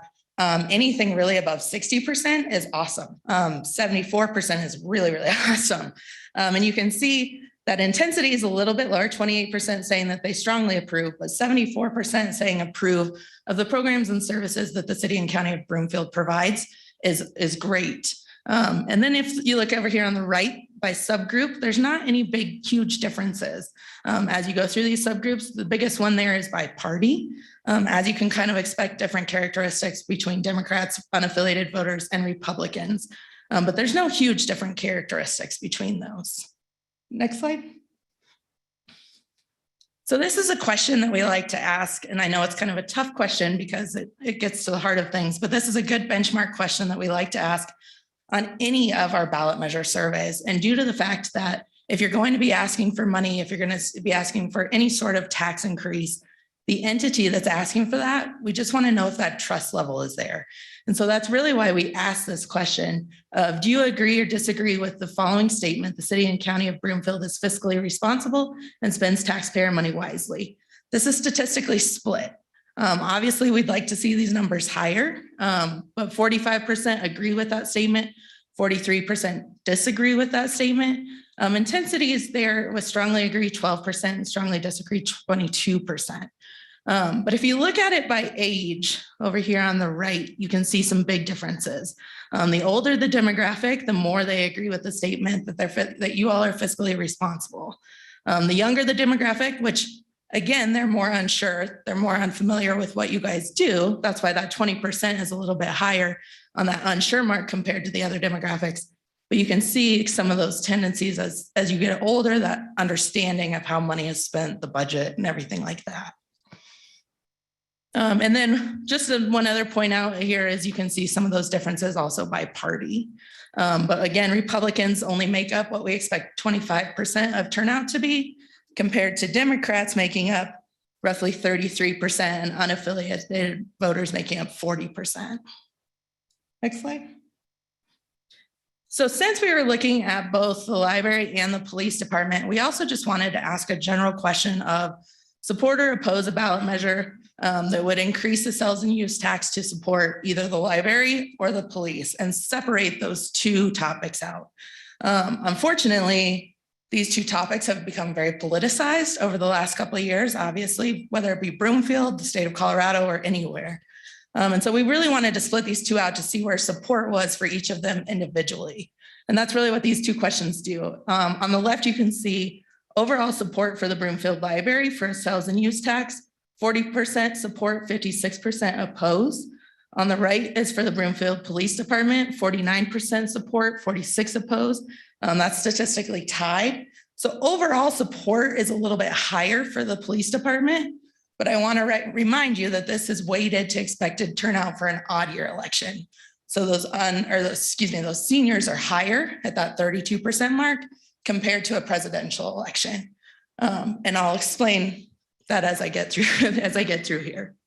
Next slide. So we then asked them really the ballot measure question, and really we like to ask it this way, and I know it's a lot to read, but we like to test the actual ballot language of what we expect that language to be. And so we worked with city staff to really narrow down what that language would be, asking 0.75%, excuse me, my voice is going, sales and use tax to fund construction improvements for City Council of Broomfield facilities, including both capital and operational costs. Prioritizing police and library facilities. We explained that that would raise $14 million in 2024. We explained that it would increase the tax rate from 4.15% to 4.9%, and just gave them those details of what the ballot measure would exactly be. Next slide. And overwhelmingly, unfortunately, 31% would support that ballot measure. 63% would vote no and reject that ballot measure. And you can see there on the no side, unfortunately, among those 63% that said no, 42% said definitely no.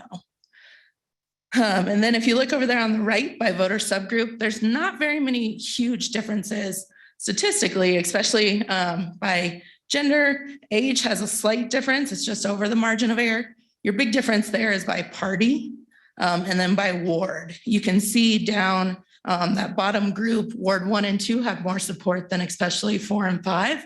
And again, this is before they know the details of what the ballot measure would do. So this is just strictly the ballot measure itself. Next slide. So because we were trying to kind of test that ballot measure language, we also asked them, is there anything specific about the language that makes you vote no and reject the ballot measure? This is based, verbatim response is based physically on just language specifically, just a confusion about that opening sentence talking about annually thereafter, which is after the 14 million of 2024, how much would be raised, excuse me. That the tax increases are permanent, that there's no sunset part of it, and that the language is just a little too vague, not enough detail, not being specific about where exactly the money would go towards. Next slide. And then the second part of why they would vote no and reject the ballot measure really comes down to police versus library. So like I mentioned, these are two very politicized issues and topics. And so it really came down to those that would support the police, but not the library, or vice versa. Those that would support the library and not the police. Next slide. We also asked the same question to undecided voters. And really that just came down to a language is too vague. The police and library again being on the same ballot. And then with property taxes rising, not sure that they can afford that tax. So again, that's why I mentioned the fact that this came out after the property tax aspect of it, is due to the fact that that really plays a factor in these no numbers. And I'll explain even more here in just a second. Sip of water. Next slide. So we actually, in between that uninformed ballot test and what we call the informed ballot test, they read actually 11 different messages that we don't really have time tonight to go into.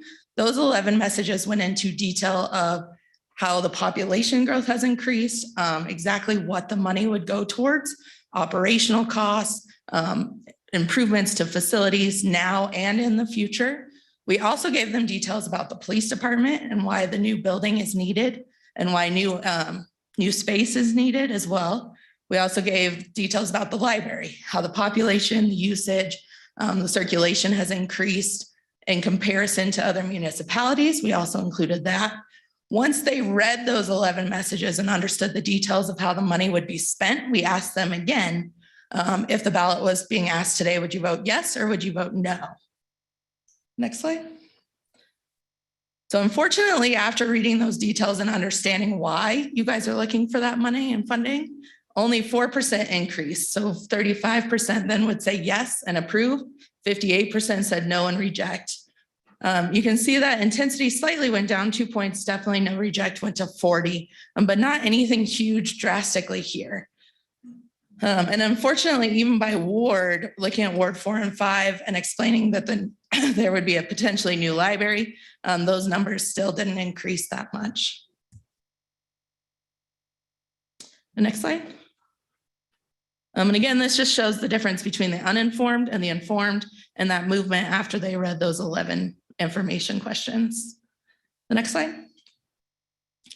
So we really want to get into the nitty-gritty of why people are not voting for this ballot measure. And so we asked them both yes and no, why the 35% of voters would vote yes and approve the ballot measure as written. A lot of it came down to just the necessity of it. They understand the police are necessary, and they understand the library is necessary to the community. They support one service, maybe more than the other, but it doesn't hold them back from voting on the ballot measure. And then you do have a select few of people or voters, that say Northfield needs these services. As we explained in those message testing, that the new library would accommodate up north in North Broomfield. Next slide.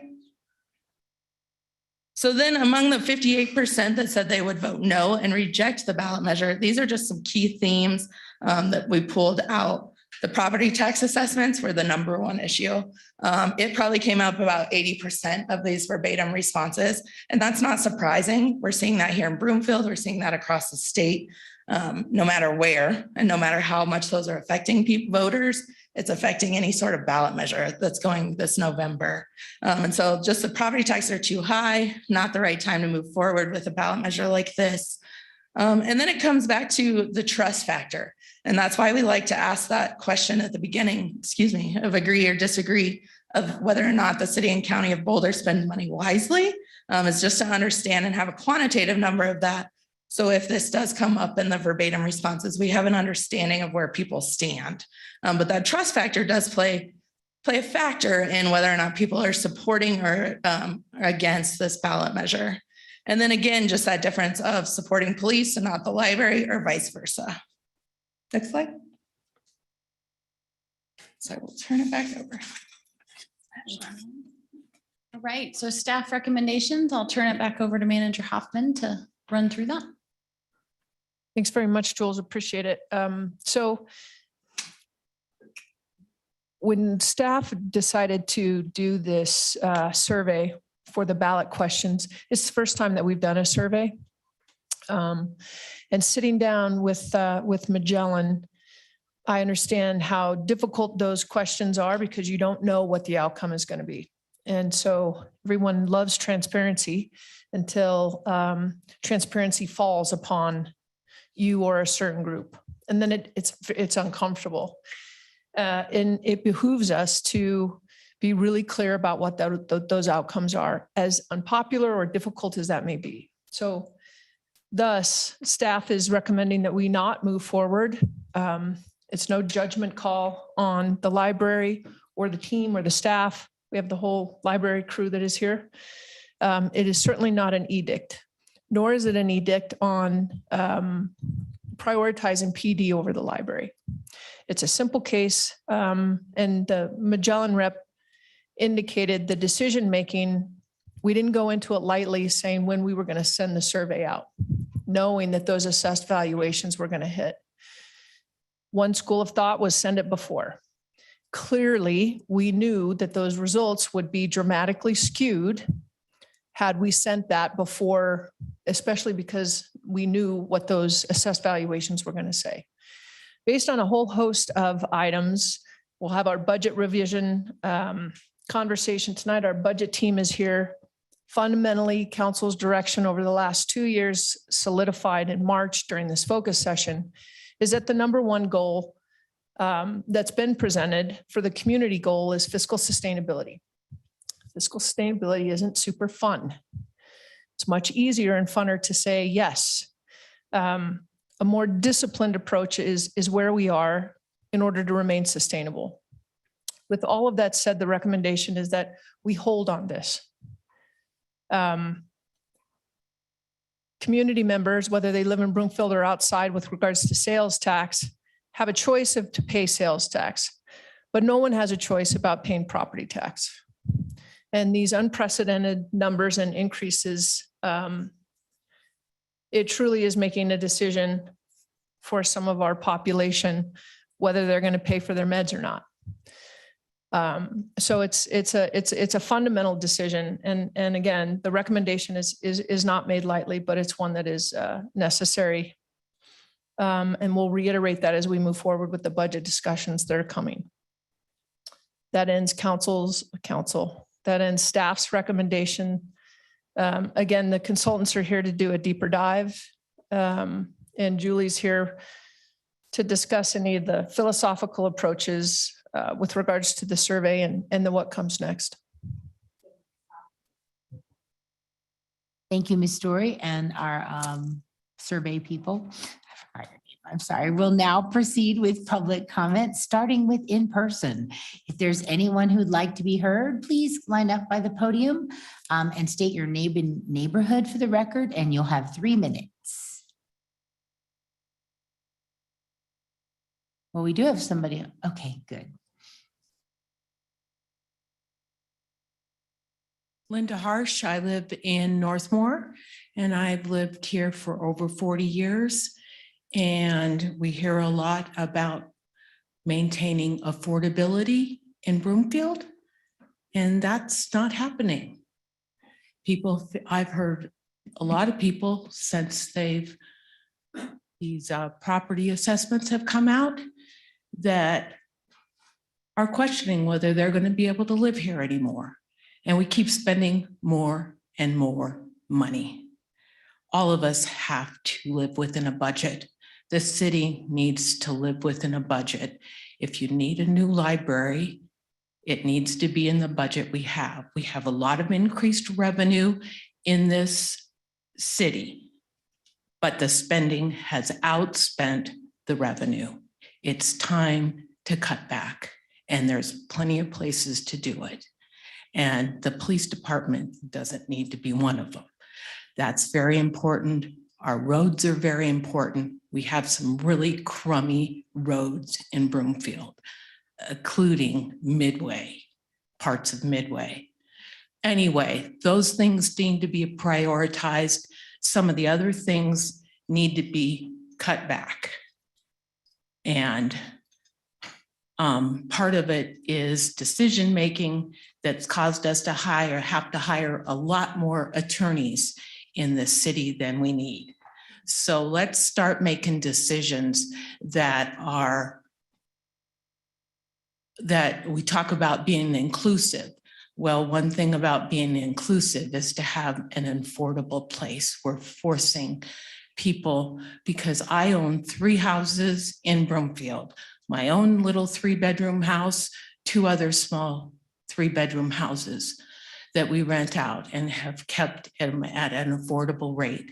But I'm going to have to increase the rent on them because of all that's happening. And then a sales tax is just a regressive tax on top of that. Thank you very much. Thank you.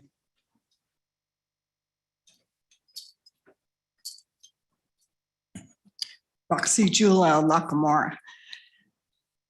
I feel that the city and county of Broomfield, which I have said many times, is overspending and giving away too much money. You need to tighten it up even more. I know you guys think that you have, but when you start looking at the budget and stuff, it's not answering that you're tightening up. It's better than what it was previously. I will agree to that, but it's still not good enough. And there's a lot of things, just as the previous person said, that things can be tightened up and quit asking for the taxpayers to pay more. Because if I have to pay out more taxes to buy something here, your little independent store is not going to be able to live here. And maybe even if they're living here as a person also, maybe they will have to move also. So I will go someplace else where the taxes are cheaper in order to buy. And I don't like doing that. I've been in Broomfield for over 35 years, and my motto has always been buy Broomfield. I want to keep my money here. I live here. This is a beautiful city, but you need to tighten it up. I'm sorry that this council has to do this, but if you don't do it, then you don't deserve to have the job. Thank you. Thank you.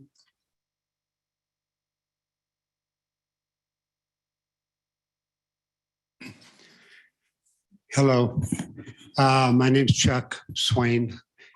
I'm in Ward 5. And I look at this whole sales tax approach and the increasing. I had a lot of questions. City manager took care of a lot of them. Her attitude is as skeptical as mine about out of control spending. Because as I read things, if the sales taxes go up and you get more money, you're just going to increase your debt. You've already got a debt monster from the old, what is it, the First Bank Center. I'd like to see you get rid of that debt before you take any more big ones. As far as the real estate tax assessments, I had a long talk with one of the assessors, and he thinks like I do. It's one thing you have to comply with the state and raise the assessment to current values. Mine went up 86 or 87%. But he also said that he thinks in his recommendation, and they were trying to get it through to the council in the city, is reduce your mill levy by 50% and keep everything good for the people. You've got a city here, a lot of people are busy with life. They can't monitor everything you can do. And you guys can do a lot of things. If I get serious enough, I could step in and solve the whole situation for you. That's my career. That's what I do. Financial things all over the country. I've never had a losing project. I've taken 3 out of bankruptcy that we inherited. I think you may have a good idea with some of the things you need with the sales taxes. Your presentation to the populace in the city council meetings is about 1% of the necessary presentation of the detail. I think you got to start having large town hall meetings where there's actual discussion between staff and city council and the residents. Maybe you have to do one in each ward. And I'm not talking like the one you had here about creating commissioners instead of council members. All they wanted to hear was us talk, but they couldn't tell us anything. That's not a town hall meeting. So you guys, the city's been good all these years. I was amazed when I first came here because there were no politics. It was totally nonpartisan. The whole reason was keep the city operating good. Forget about what any politician's doing anywhere in the country and deal with what you got on hand for the people you represent. No politics. And now it's turned into a political playground. Doesn't have to be. I, for one, have never gotten into politics because I look at every politician as half lazy, half greedy, and overall a liar. That's just my impression of politicians. And I've been around a long time. So I'd drop the sales taxes, I'd reduce the mill levy, and I'd start working with your populace. They like what you've got here, but don't operate without getting their real input. That's all I'd say. Thank you, Mr. Swain. Anyone else in person? We do have two people on the phone, so we'll go over to the phones now. And first we have Cindy David. You have 3 minutes. Thank you, Mayor. Can you hear me? Yes, we can. Thank you very much. Mayor, Mayor Pro Tem, Council, and City staff, I just wanted to express my support for the staff's suggestions to not move forward with the sales tax increase. I appreciate the presentation this evening and City Manager Hoffman's explanation of their suggestion. As many have said, citizens of Broomfield are dealing with so much right now. Food prices are up 30 to 50% from 2 years ago. Higher energy bills, higher fuel prices. Recently received record increase in property taxes, which I'm sure across Broomfield has been quite a discussion. Our neighborhood has discussed. It's anywhere from a 30% increase to a 70% increase in property taxes. So I just request that you don't burden the citizens of Broomfield with higher sales taxes. At this time, we really honestly need any break we can get as far as city spending and taxation. So thank you very much for your time and have a good evening. Thank you very much. Next, we'll go to our next caller. It's Rhonda Saris. Rhonda, are you on? You have 3 minutes. I am. Thank you, Madam Mayor and council members. I just want to take a moment to echo what the previous participants have said about not raising the tax, not placing it on the ballot. We are facing inflation. We don't have a revenue problem. We have a spending problem of some $300 million additional dollars in debt. Let's work that debt down. Let's not follow the model of the U.S. Congress and increase our debt ceiling. In fact, I wish we could find a way to have a Tabor-like measure in our own city and county where a balanced budget was a requirement and that all of the council members would exercise fiscal responsibility and get us to a balanced budget. So I thank you for sending out the survey. If the results are at 63%, then there is a message there from other residents like me. I only support myself. I have no other income. And I love Broomfield. I love living in Broomfield. And I look forward to living in a more affordable and livable Broomfield for the quality of life where we can pay our bills, have a simple life, and practice life, liberty, and the pursuit of happiness. Thank you very much. Thank you so much. Anyone else want to be heard on this item? Last call. All right, well then we will go to questions from council next. I'm going to take a point of personal privilege though, because I was writing down some of the things that I have questions about. So it was brought up that we don't have a balanced budget. Don't we have to deliver a balanced budget every year, We City do. Manager Hoffman? We do. So we do have a balanced budget. We have to have a balanced budget. That was my understanding too. And what is this 300 million in debt from? I can't answer that. I don't know where, what numbers they're looking at. Clearly, there's a lot of information, a lot of numbers. It's not unlike when we have conversation from the focus sessions that we have every year. You can have data and it's through the person's interpretation of what that budget looks like. So in other words, if you want the budget to look like we're spending wisely, you can do that. If you want the budget to look that we aren't, you can do that as well. So again, it's a $500 million plus budget. It's a complex budget. So the debt obligations that we have now with the list that has been circulating, this council didn't take on any debt other than the Windy Gap. Windy Gap project was something, I've been here for 23 years. And that project has been something that we have been working diligently on for That's our- 20 that's plus shoring of up our those years. water supply to build out. It For is. those who don't know what the Chimney Hollow Reservoir is. Correct. Along with a whole cadre of other municipalities. The other debt obligations, again, were not encumbered by this council. Is it a philosophical discussion as we move forward with this budget, the next item that we're going to be talking about? The answer is yes, it is. Different councils have different priorities. Monies follow priorities.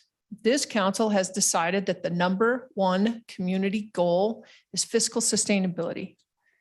And would you put up that previous slide for me for just a moment, please?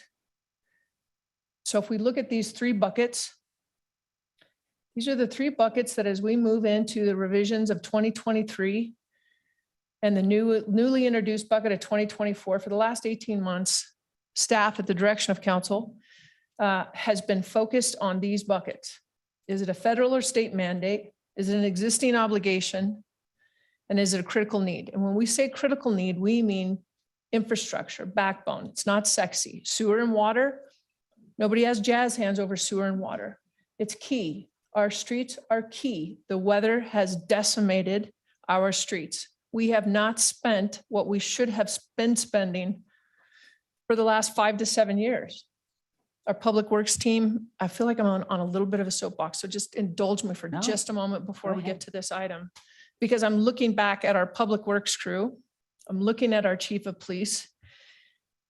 When we're shoring up our FTEs and our spending for 2024, they fit in these buckets. It is not, it hasn't been a difficult exercise for all of our teams to rally behind. We are not introducing new programs, and we're being very limited on enhancing programs. What staff is going to be recommending as we move forward is not going to be necessarily jazz hands popular with the priorities that have been discussed and funded in years past. This is a very non-sexy, non-juicy next 3 years for our budget. We have to take care of what we have right now, and that's asset management. So falling outside of this bucket as we move forward on 2024, we're not recommending it. That said, we will continue to support this council in the direction that the community feels is most important. I can tell you when we saw the community survey, it's where the conversations that we've been having as a staff and council deeply for the last 2 years, for the last 24 months. We have to shore up. Well, shoring up is one thing, but I see a narrative appearing that we're overspending. So where do you feel that we're overspending? What cost? I mean, our budget has gone up. The cost of everything has gone up for us too. The cost of labor has gone up. So where are we overspending? Well, so that is a loaded question, and one that I'm not prepared to have on the dais, Mayor. I think that if we can bring this item to conclusion and begin the budget conversation on the memo. That makes sense. It'll give a good indication where the strong recommendations are from a structure perspective. So it's not verbally saying this is where we need to spend it. Or places we need to cut back. If there's any place you think, because you guys really develop the budget and present it to council and we approve it, basically. We don't make many changes to the budget. All of these staff recommendations for the budget come from the staff. We're not changing what staff is recommending. So if there's places to cut, it would have to come from your end because you know what's critical, and from what I've understood in my 6 years on council is that we don't spend money on things we don't need. So I'm just kind of trying to connect this together to figure out where this is coming from. What is the narrative that we're overspending? What are our biggest increased costs that are showing, the budget growing along with the population and the cost to provide services? So we can tackle that in the next item. But I would like to ask our city and county attorney a question as well. Have we had to hire more attorneys over decisions we've made?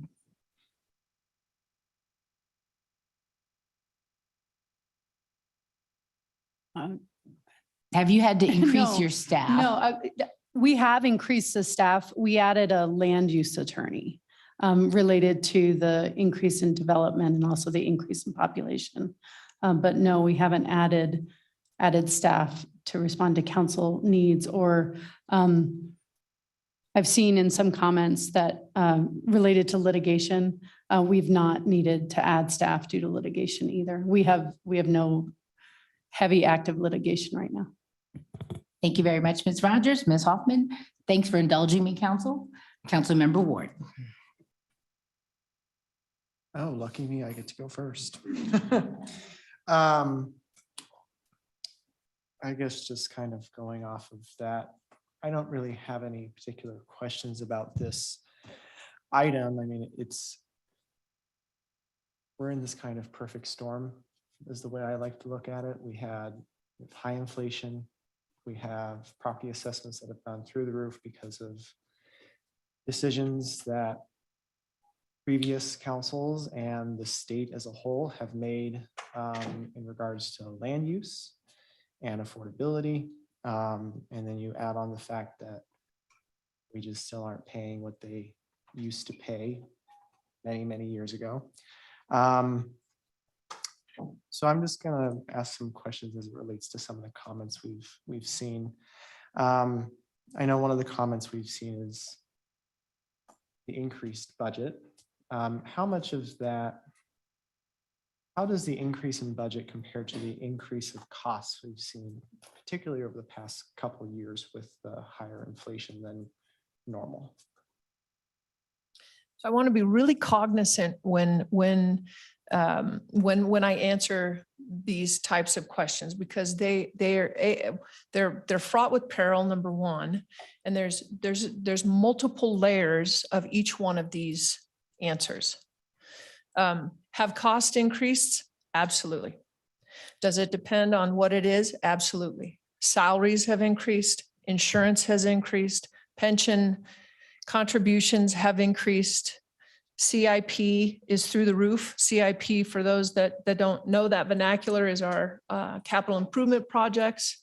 The state continues to, as do the feds, increase the requirements for water, for nutrient testing, for across the board. So I mean, again, it's a litmus, but I don't feel comfortable saying because of the increase in population and because of the increase in cost, that's why the budget increases. Again, the budget is a planning document that is built based on, which is why when we have community goals, when we move in a direction that is in alignment with these goals, it allows me to build a staff that then fulfills the goals. So when we have I wish we could, usually when I say I wish we could, that means that somebody magically makes this appear. But for the fiscal sustainability and resiliency, to your question, Councilmember Ward, making a long answer even longer. In order to do that, it's not just spending within your means. And so when we say we're over budget, we aren't over budget. It depends on where you spend the revenues that you have. And it's fascinating to me as well as we've moved through this journey, particularly over the last kind of 26 months, when we move away from zero-based budgeting, which sounds fundamentally sound. And what happens with zero-based budgeting is that departments, you hold those monies until the very end of the year. And you want to be sure that you're going to roll over that full amount. And then you spend what you have left in your budget. It's not intentional spending. It's not strategic spending. You just want to be sure you're spending your budget so you get the same budget amount in the following year. That transition over the last 26 months for our budget process. I don't know anybody that only budgets or balances their checkbook every 5 years. Broomfield historically has had the long-range financial plan, and it's been updated every 5 years. So when something happens where we convert commercial, which is at a 29% assessed valuation, to residential, that is a significant cut. There has been no tallying for the ability to say the cumulative effect. We have transitioned to be able to say every decision we make, when council says the being included in the budget, every time you all are on the dais, you are making budget implication decisions. Policy decisions are financial implication decisions. They just are. And so a cumulative effect of that, you'll see, again, we're jumping ahead. So I apologize for the folks that don't or didn't review the budget memo. But that process generated a $43 million decrease in this budget because we went through and scrubbed what fits in these buckets, what doesn't fit in the buckets. We've continued to have the drive to increase revenue, even during COVID, when a lot of other municipalities were spending down those revenues. Broomfield took and I don't want to say conservative because as Mr. Swain had indicated, everything is so politicized now that when you say conservative, but a conservative approach in that the reserve is always going to be a priority. Would we ever recommend tapping into the reserve? No. So that gets to the budget philosophy of creating that culture to establish that number one community goal. So when we have these specific questions about what about that 300 million? It's a much bigger conversation, and I don't want to be having made statements that then people spend time and energy either dismissing or poking holes in or saying that we're trying to overlook or cloud something. So again, as we move into the budget conversation that's next, we'll have a much better sense of where we are on that number one community goal. Okay. The First Bank Center was brought up by one of the commenters. And I want to do a little bit of understanding for the community's perspective. The First Bank Center, who owns that debt? BURA, the Broomfield Urban Renewal Authority, but essentially it's CCOB, right? So again, semantics never helps anybody out. So when we say it's somebody else's debt, it's Broomfield's debt. It has been Broomfield's debt. By the time it's said and done, we will have paid $135 million. We have $35 million continuing to be outstanding. That doesn't include the parking garage. Is it an albatross? Yes. As a city manager, it's the only issue that I haven't been able to work. Haven't been able to until the recommendation to say, we've got to rip this Band-Aid off. And the decision for that to build the First Bank Center was made in roughly 2004, 2005-ish. It was built in 2005. So that decision started in, I mean, you all are becoming more accustomed with development all the time. It's 2 to 6 years. So that conversation started right at the same time that we were becoming a city and county. Okay. Then there's some other projects I just want to run through real quick and see when these decisions were made and what funding mechanisms we've done, just for some knowledge for the community. The Broomfield Community Center renovation that took place. Broomfield BCC was the decision to bond was made at the same time of Dillon Road. So those two combined, it was one decision, two projects, and I believe that was in 2017. Okay. And those were not bonded using any additional, like there was no increase in sales tax revenue, or there was not additional mills. It was used from general funds essentially. Correct. Broomfield has never, we have never increased the mill levy nor increased the sales tax, nor have we asked the community to pay for any of these amenities. Okay. When was the Paul Durda Rec Center built? For also my own edification, I don't know when. I feel like I'm on a game show. Paul Durda for 25. I don't know, but I'm sure that somebody can help me with. I know it was. I started in 1999, so it was right around. 2000. Any long-term, I see Jeff Ruger back there. Jeff, when was Paul Durda and Ken? Okay, right around the First Bank Center.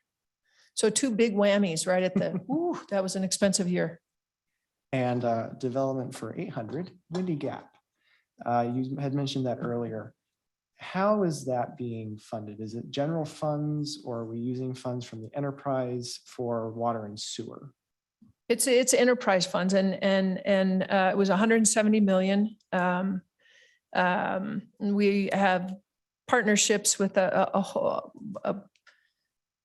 six other entities in order to secure that. And again, that was in the works for 20 years, and to be able to pay that off, which is why, and I know I'm going to beat a dead horse on this, but the community, the sustainability and resiliency goals, if you start messing with the fundamental tenets, we're gonna jam ourselves up with our bond rating.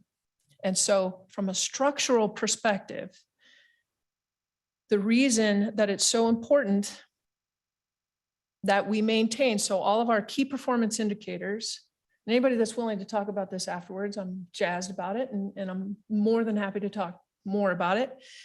Key performance indicators is any decision, whether it's a policy decision, it's a council decision, it has to pass through the filter. That anything we do or recommend that jams us up on our bond ratings, that's not meeting the number one goal.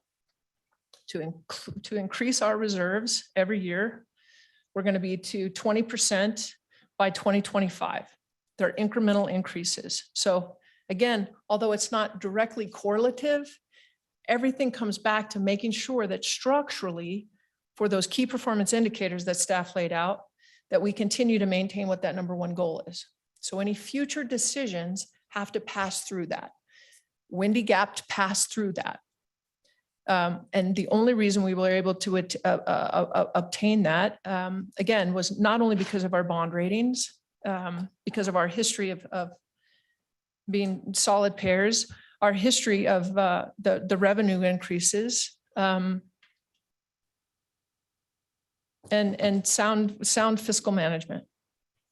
Would you say for when this council voted to increase the water and sewer rates, part of that was to ensure that we continued to meet that bond obligation for Windy Gap, at least part of that reasoning, along with the fact it was recommended over a decade ago that we increase, and Sure. previous councils have kicked that can.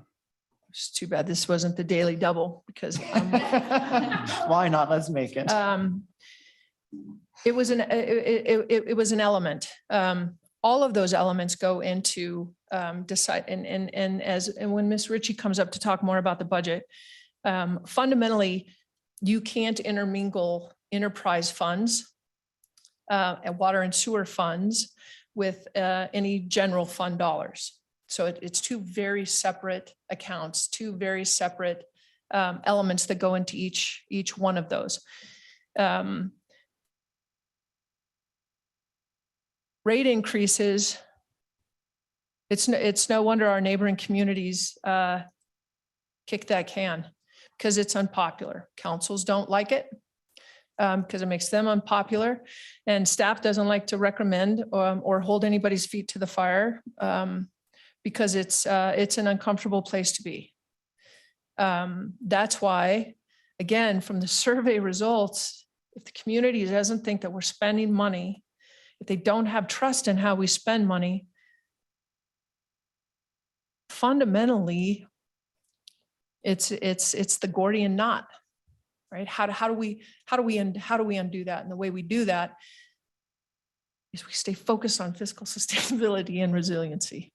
Yes, thank you. And that separation between enterprise funds and general funds is there because if we spend general funds on enterprise funds, that fund loses its enterprise status and is thus subject to Tabor laws. Yeah, as it's my one of those understanding to rules. state law, We just don't. which is a good idea. And then the last thing I have, I know you mentioned we are required to have a balanced budget. That's written in state statute, correct? That we have to have a balanced budget. It's actually written in our code. Okay. Thank you for that clarification, Ms. Rogers. That's all I have, Mayor. Oh, thank you, Councilmember Ward. Did you want to give direction on the sales tax? Oh, ballot yeah. question? I was going to wait a little longer on that one, but I might as well. I'm fine with not putting it up on the ballot for this coming election. Thank you. Next, we have Councilmember Marsh Holshan.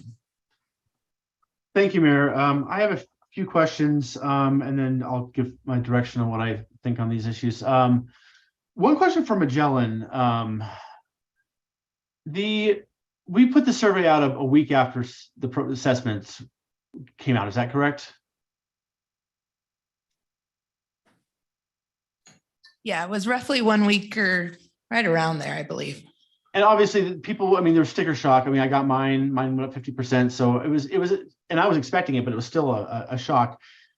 What's your, I mean, have you seen any movement in the past? I guess my question is, if it had come out a month after or 2 months after, would we see different results likely? No, and I can honestly say that we're seeing it still for other surveys across the state. We do a lot of ballot measure work. Tabor actually really keeps us employed because we do a lot of ballot measure work, asking similar questions. And we've seen that across the state, whether it was last week, to be specific, or even when we did this one in middle of May, those property tax assessments have really impacted. And it doesn't matter. It doesn't matter if it's a sales tax. It doesn't matter if it's a property tax. It also doesn't really matter if it's for something like this, where it's a city and local government or a school district or anything like that. Those high property tax evaluations have definitely impacted any sort of ballot measure that we've looked at this year. Okay, so like Councilmember Ward just said, it's been a perfect storm of just this year. Yes. Okay. All right. That was the only question I had on the results. Question for staff, maybe for Nancy primarily.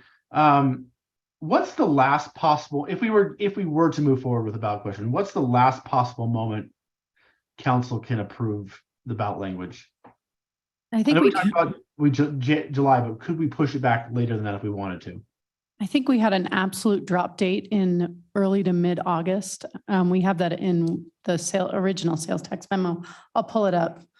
If you could go on to another question, I'll get back to Okay, that. so, but roughly 2 months, 2.5 months, maybe? That would be from my memory, that would be the absolute latest, and staff I mean, that's why we were calendaring this earlier, because to do that is risky because of some of the other requirements for putting something on the ballot.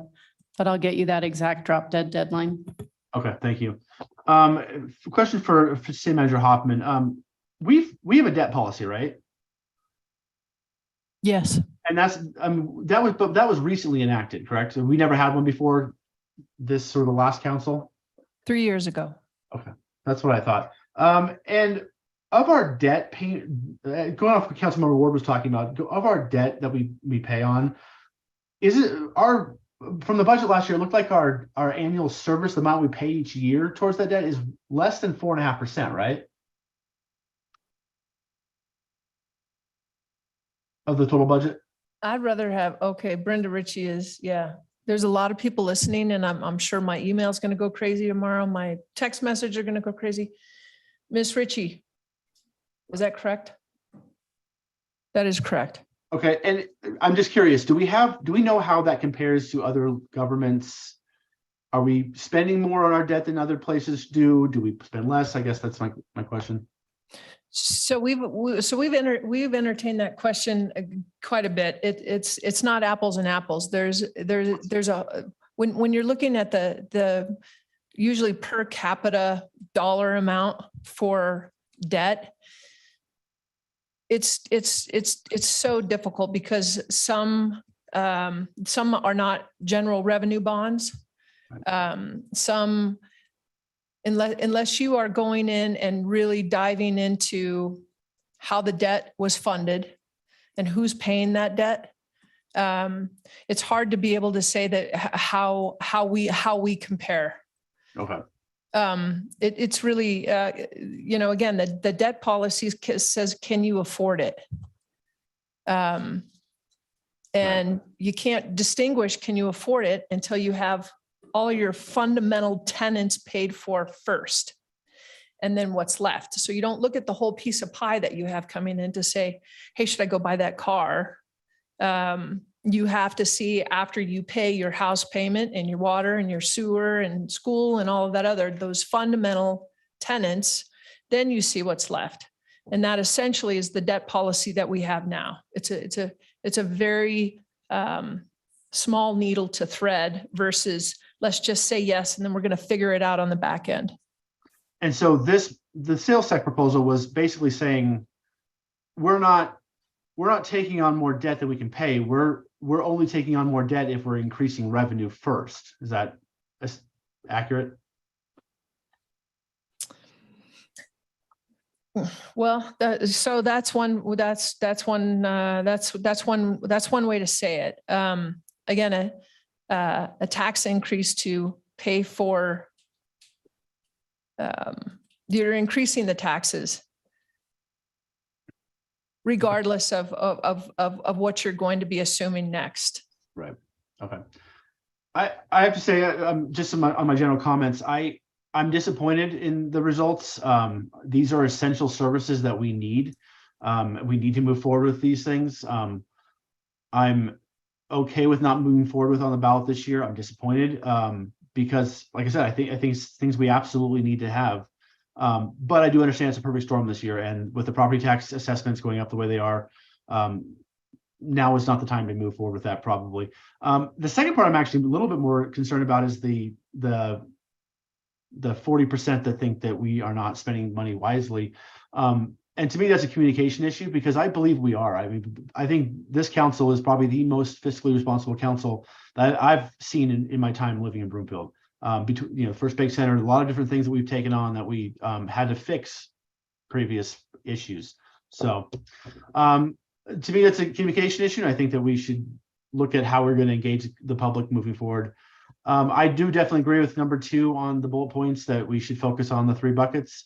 Number 3 on the bullet points, I'm not quite sold on whether or not we should prioritize the police facilities over the library with the property tax, but I think that's a discussion that we can have moving forward. So that's my comments tonight. Thank you, Mayor.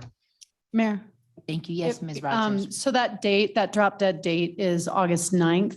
And then you need to subtract our process from that because we pass ballot questions typically by ordinance. It could be by resolution. So we need about 3 weeks before that, which gets us to mid-July. Could I say one last thing, Mayor? Sure. So I asked that because I sat in a session at CML yesterday about the legality of spending public funds on campaigning issues, and basically the law is that we can't spend money advocating for a ballot measure once we approve the ballot measure. And so that was my idea of how long do we have before that we could do an informational campaign, and a month and a half is definitely not enough time. So that's all. Thank you, Mayor. All right. Thank you. Moving on down, we have Councilmember Leslie. Thank you, Mayor.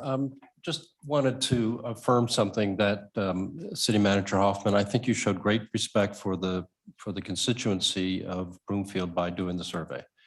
You indicated this is the first time that such a survey had been done.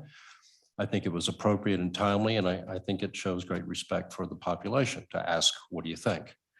We've gotten an answer. We may not like the answer, but it's the answer we need to pay attention to, number one. Number two, we have a different view from up here than many people have been hearing about. And most of the questions for the game show tonight have been intended to show that there is a different perspective here. We have to have a balanced budget.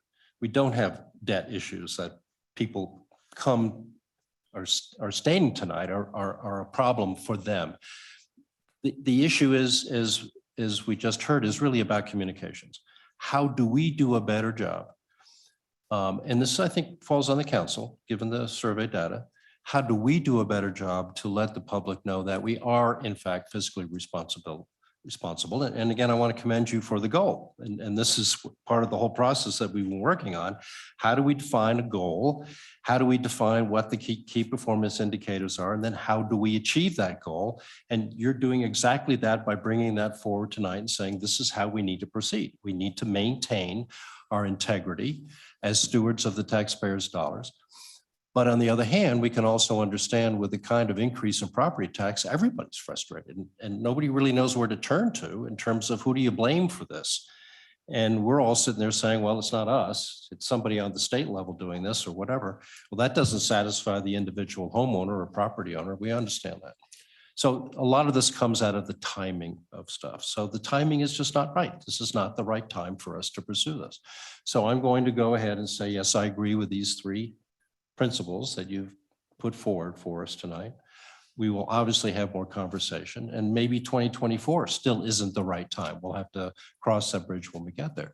But I want to commend you for putting this forward, for staying with the principles that you've established in terms of managing the county and the city. And I want to commend this council too, because I think my colleagues are right. This has been a very, very frugal council. We're fixing things that have to be fixed that were given to us, like the First Bank Center issue, and you're dealing with it. Water issues, we're dealing with them.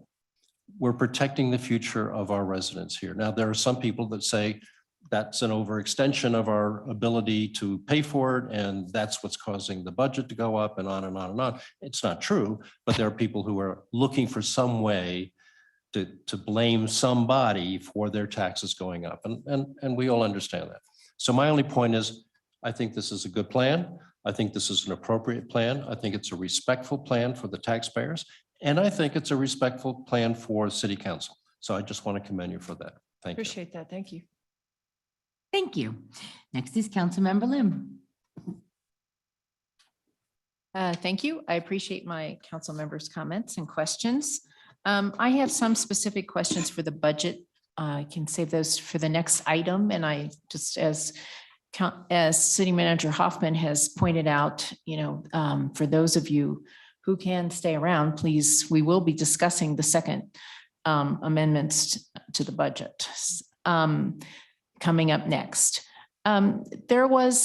We have talked about this extensively, and you, CMO Hoffman had alluded to it. I wondered if you could again address something that I saw in a resident email that is definitely not the case, and we've worked hard to alleviate. So a resident wrote that, gee, you have a lot more residents coming in, so you should have a lot more tax dollars.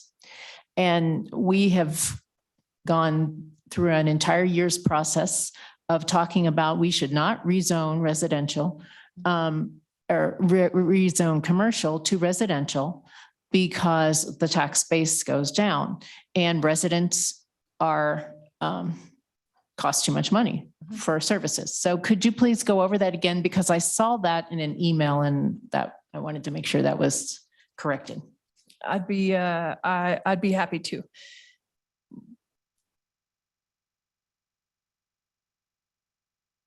The services that Broomfield has, the number of times, when we look at the community survey and we see one of the number one rated amenities is our open space, trails, parks, that we continue to manage and take care of.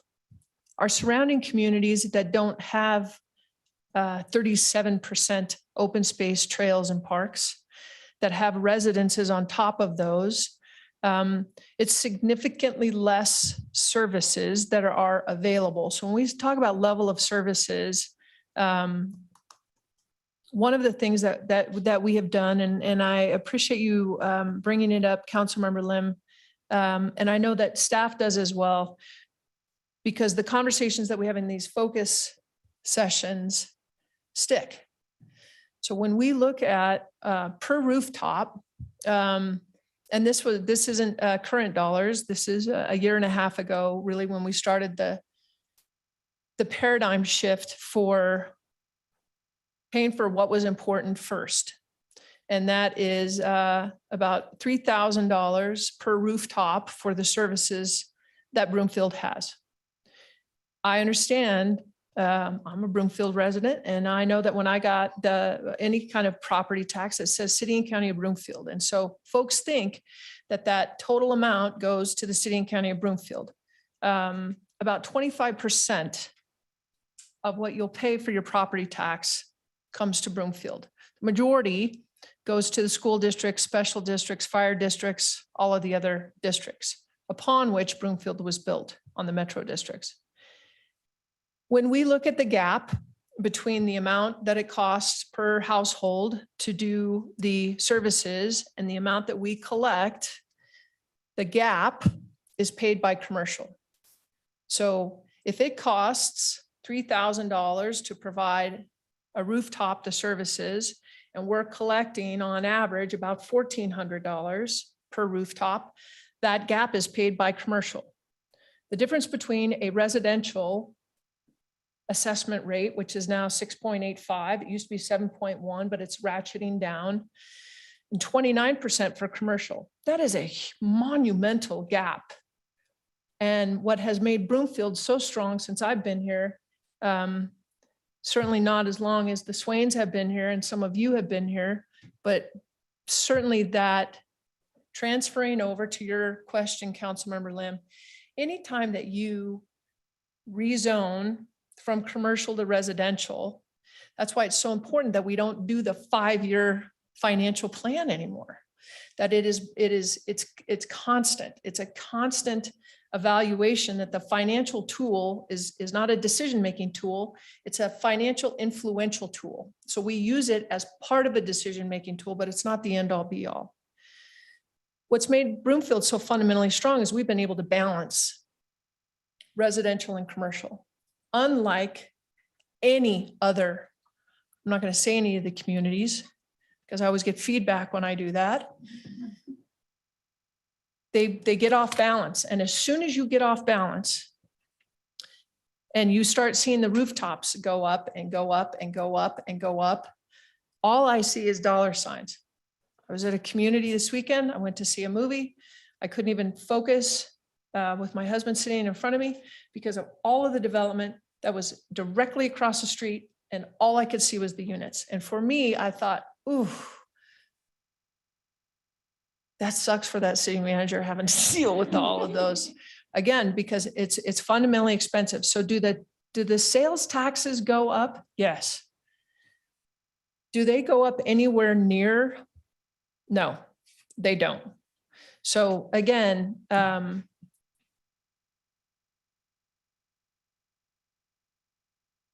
we have to get back to that, maintaining that historical 50-50 balance. And when we chase affordable housing, and again, this is part of this is part of where the feedback when we look at. I mean, I read every single one of those 450 responses verbatim. As difficult as it is, the themes are the sentiments are again that trust. So it's not just the taxes going up, right? there's a sentiment about trust and what it is that we need to not only communicate better, but the decisions that we make.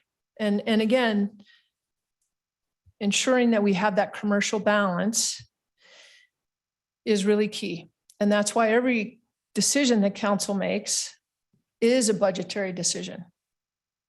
And again, Brenda will highlight, it sounds like we're going to have a really seismic budget conversation next, but really this is just the revision, but we're certainly setting it up that this is going to be the end all be all, which it isn't. So many more conversations to come, but again, that fundamental piece of conversion is something that we need to be really cognizant of as we're moving forward on approvals with any additional residents.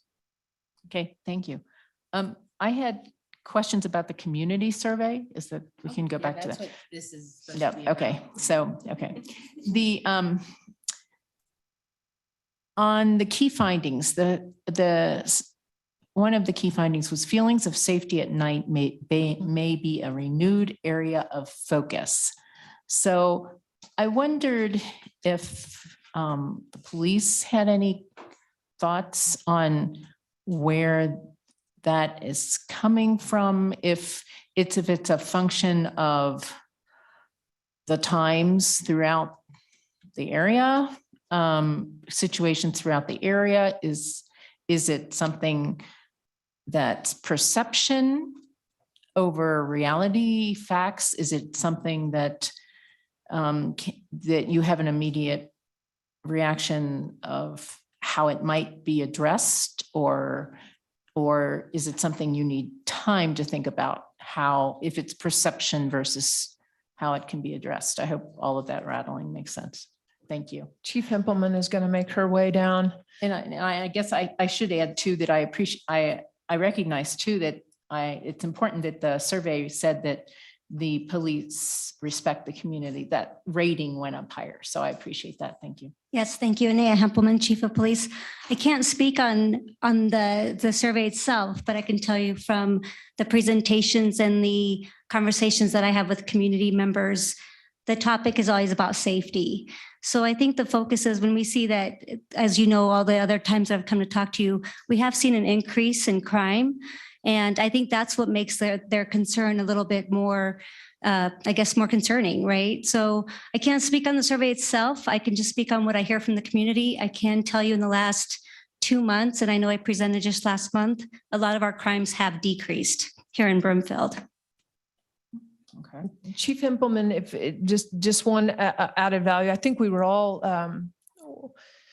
and I was surprised for a different reason, but when you presented last, you had a list of, 15 communities. Broomfield was only second to, which I disagree with, but we're still tracking down that data. But could you highlight what that data showed and where that came from, please? And I'm going off of memory here. So I think it was the one that you're referring to, Ms. Hoffman, is the one that showed every city and it was crime per ratio. And yes, it was that we were number 2, and I too disagree with that. But it was the biggest thing was that when we compared ourselves to communities that have half our population, we're still a safer community. And it was even some communities that had 20 and 30,000 population, and our crime was still better. Or I should say our crime was still lower. Our community was still safer and less crime in Broomfield than those communities. And so I think one of the reasons that's important to mention, Councilmember Lim, is because perception is reality. And in Broomfield, I had my car stolen from my house. And again, that just doesn't happen here. So people, the ratios and the percentages, it's the degrees of separation. So not only if it happens to you, but in Broomfield historically, you didn't even know somebody that knew somebody that was a victim, right? I mean, it was like, again, it was a 4 degrees of separation. And now it's come to, if it hasn't happened to you or someone you know, certainly 2 degrees of separation. So that perception of whether it's a national trend or a state trend, you know, I know from the conversations in my neighborhood, nobody really cares about that, right? The fact of the matter is it's occurring here. Even when the data reflects that we are the safest, even from the smaller 20,000 populations. But again, perception is reality. Absolutely. Chief, to briefly talk about, if you would, what are the initiatives as we move into summer that will, if not immediately impact, certainly vicariously through some of the initiatives that you're putting in place? So I talked a lot about our special enforcement plans. And so we really use our crime analysts to gather the data as to where are our crime patterns currently. And then we proactively set up special enforcement plans so that we can try to deter or remove, or, you know, we always say property crimes are a crime of opportunity. So if our presence is there, if we can make sure that our community is the eyes and the ears of what we're trying to accomplish, which is safety ultimately. So we do have some special enforcement plans right now. As I spoke about also previously, we have a special enforcement team, our SET team, who had just been put together.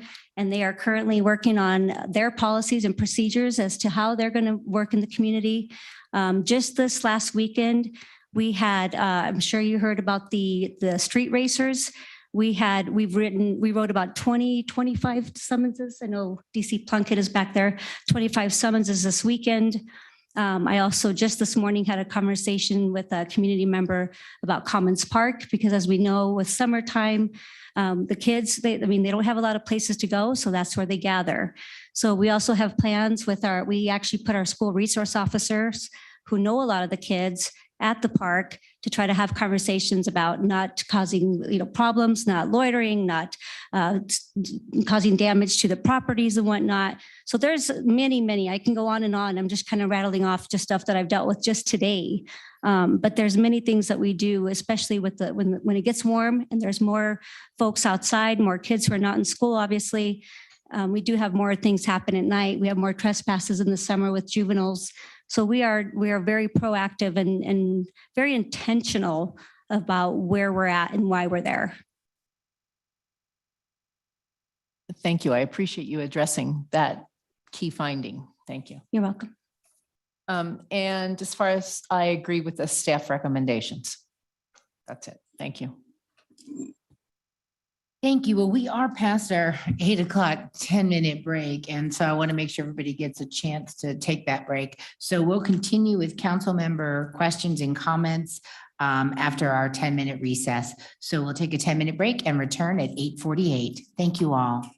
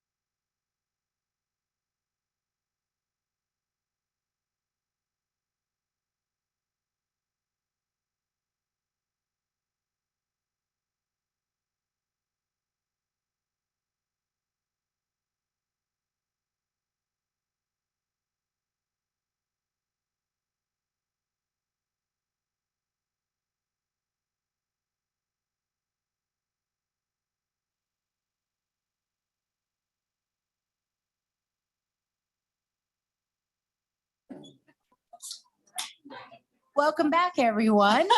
There you go. We're going to continue on with council member questions on item 11C, the sales and tax use survey. And next we have Mayor Pro Tem. Thank you, Mayor. I'm going to be very brief, and I do apologize to my colleagues. I'm going to have to take off here fairly briefly for some personal issues, but I do appreciate all the comments that we've heard so far. As I think it was Councilmember Holschen first stated, I also was disappointed by the survey results, but also not surprised. And as we've heard, perfect storm with prices going significantly up and taxes as well.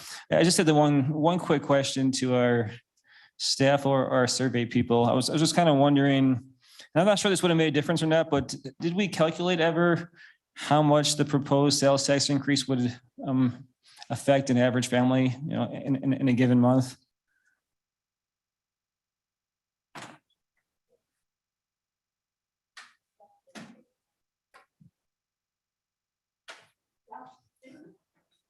Yeah, because I mean, it may or may not have made a difference. I'm guessing even if it was 50 cents a month, and probably wouldn't have been favorably looked at, just given the current environment. But I mean, context is everything, and I think would have been good to know maybe.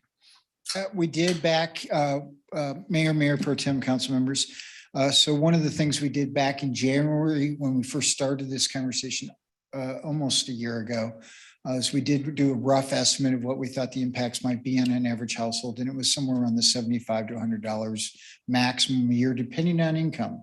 Because again, once again, it was a sales tax. If I recall at that point, I think we were talking about 1%, so therefore it'd be about 75% of that. So likely in the $50 to $75 range. Okay, so $5 to $7 a month for an average household. Okay. Yeah. So again, I'm not sure if that would have made a difference, but I'm guessing that information wasn't presented to the survey people or the people who responded to the survey. That was not specifically presented. It was presented of what it would cost on $100, with that being the percentage including in that ballot measure language, but not specifically $5 to $7 per month. Okay, because I think just just stating the 75, 0.75 or however that comes out, 75 cents, was that on $100? I mean, people could overestimate and how much that would impact that, number one. And also it doesn't apply to a lot of solely sales tax. It doesn't apply to the money you spend each month on your mortgage or services or stuff like that. Correct. So in your opinion, would that have made it? I mean, I'm not sure it would have, but do you think it would have made a difference if folks were aware that it was a $5 a month increase? I don't think it would have made a huge impact on these numbers. I think if the numbers would have been more evenly split, it could have given you a point or two difference. But where these numbers are unfortunately overwhelmingly in opposition of this ballot measure, I don't think it would have had enough impact explaining that number to voters. Like I said, I think it would have only gained maybe 1 or 2 points either way for them knowing that information. But a lot of people, if they understand it's 75 cents, on $100, they can kind of guesstimate what that's going to cost them at the grocery store or what that's going to cost them for any sort of big purchase or anything like that. But really, we don't typically tend to put that in a survey due to the fact that it, like you mentioned, it fluctuates so much from person to person, voter to voter. So we like to really stick to the facts of it's 75 cents on that $100 and just move from there. Okay, I'll take your professional opinion on that, but I think it's just so much more abstract when you're hearing 75 cents on $100 than it is when you can hear this is how much it's going to affect me. If I hear it's going to affect me 75 cents on 100, I don't know what that means really. I was trying to do calculations over here, and it was not as easy as if you just tell somebody straight out it's going to cost you $5 a month.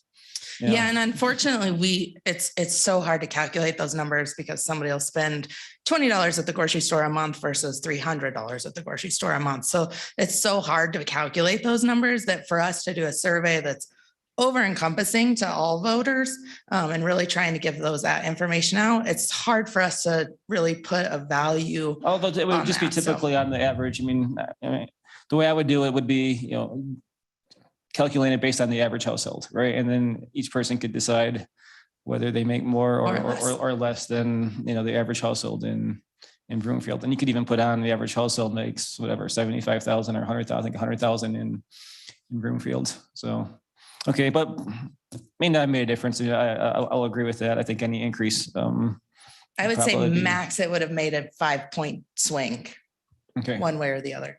Okay. Well, thank you for that. And I don't have any other questions. I do think I'll agree with all the recommendations. I would just highlight, I do think what was critical for Broomfield is maintaining the current service levels. I think that's what our citizens want and expect. So whether that's safety, transportation, roads, I think that those are, super important things. I know those are the things that I know I care about the most, and the things that I hear about from my friends and my neighbors. So I would just hope that going forward that we do, do what we have to do to make sure that the current service levels are at the high level that I think that Broomfield has had in the past, and I think has right now. So I have nothing further. I do want to point out, though, looking at the survey results, I think Ward 1 did have the highest approval ratings in out of all the wards. So little shout out to myself and council member of James Olsham. Thank you. Thank you, Mayor Pro Tem. Next is Councilmember Henkel. Thank you. I can't stop laughing. That's amazing. Thank you, Mayor Pro Tem. Thank you for this, and thank you for all of your hard work. And I think, we have a lot of work to do as a city and county in certain areas, and I'll get into that in a little bit. I just have one question, but it might take about maybe a couple minutes to answer. In Ward 5, I have just concerns about making sure that our police has, response times as we gain more people up north. And so I'm just curious if our PD and our library services, if you have any concerns after this, as if we're not moving forward with it, what would our concerns be?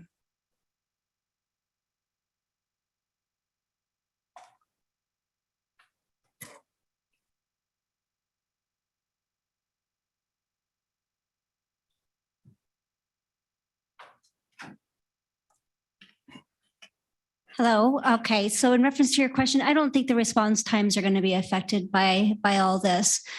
We have officers assigned in districts. And so we always make sure that that's where they're working out of their cars. So as far as this part goes, it won't affect the response times.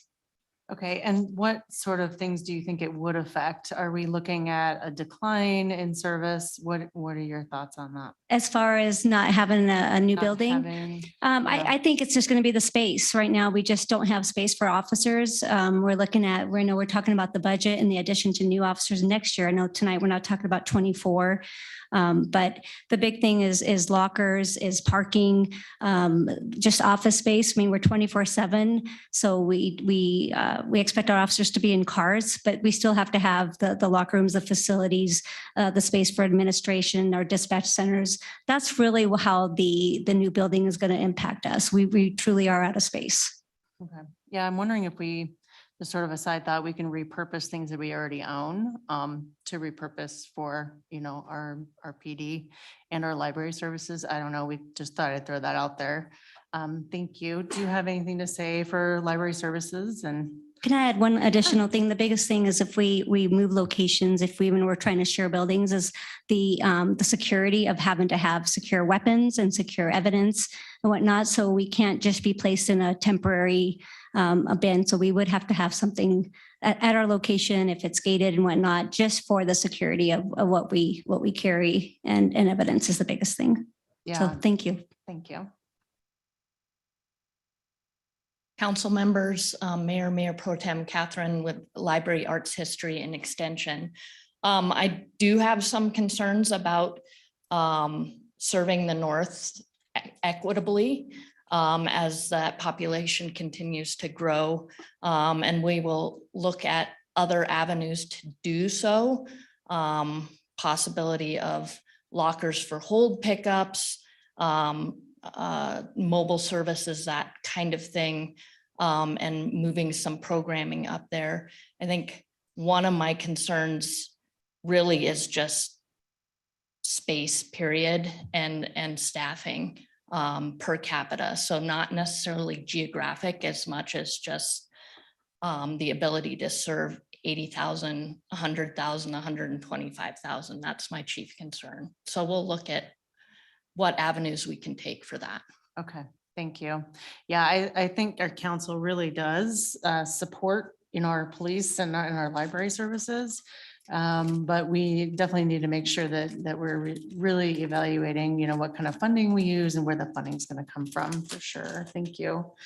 One thing about the survey that I noticed is that it seems like, particularly for our younger population, they might not know or understand what we're spending our money on. So this is just feedback from a communications perspective, is that we need to be more clear about what we're spending our money on. And maybe instead of, presenting a large budget all the time, maybe we're showing, what we're looking at piece by piece and saying how we're spending our money. I will say, from a past communications director person in me, if we can give that into bite-sized chunks. I'm not saying get on TikTok necessarily, but I do think that our population between the ages of 18 to 24, they do need those bite-sized chunks. We call them, I forget what you call it, but those smaller pieces of information. I think you know what I'm talking about.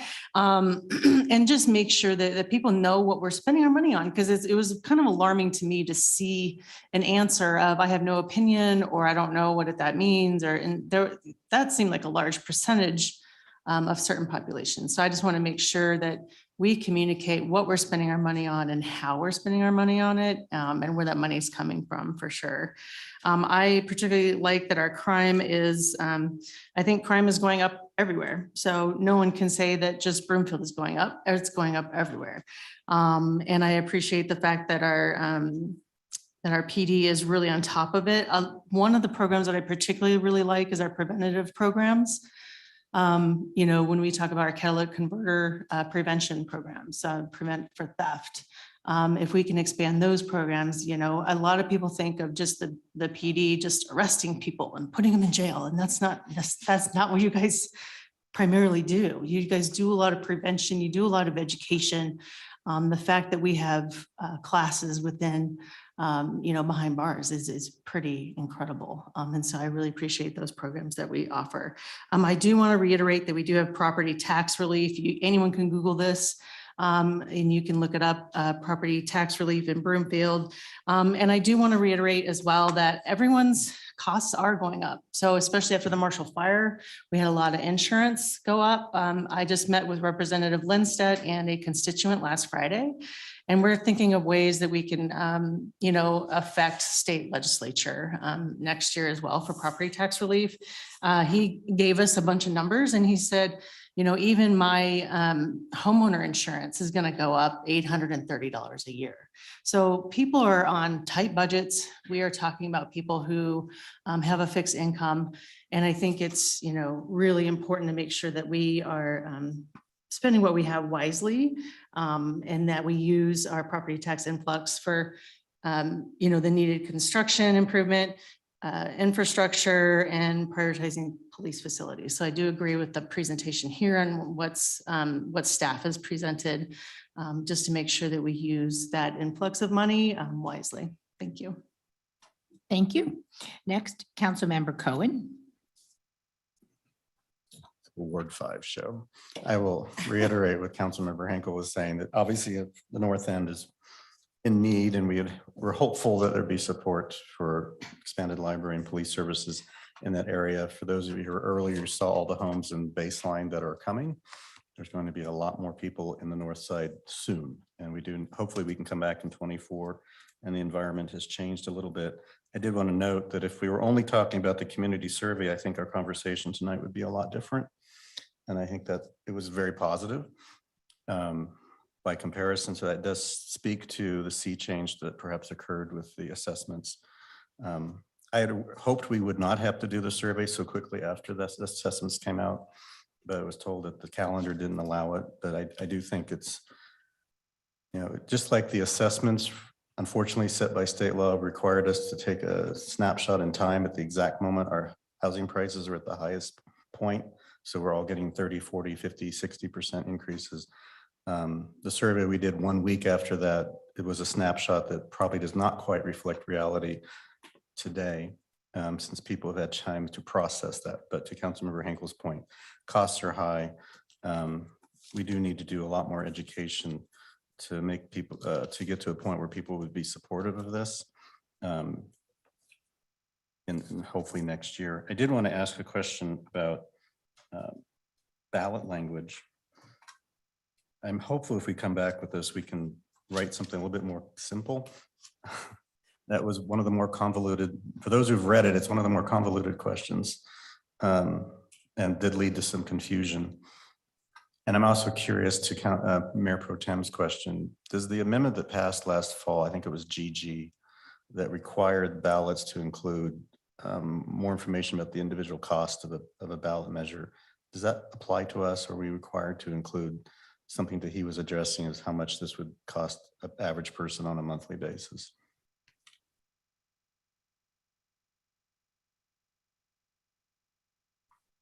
I'll have to get back to you on that. I not in the direct ballot language, but I think I had thought GG was about supplemental documents that we have to make available with a ballot question. There was one, and I may have the wrong one, but there was one that required the ballot to include more precise, so people could better understand what was being asked, that, yeah, this is a $25, $50, $100 impact on the average household income. Yeah, I can check on that. And it's those type of requirements that unfortunately tend to make those ballot questions convoluted, like you mentioned.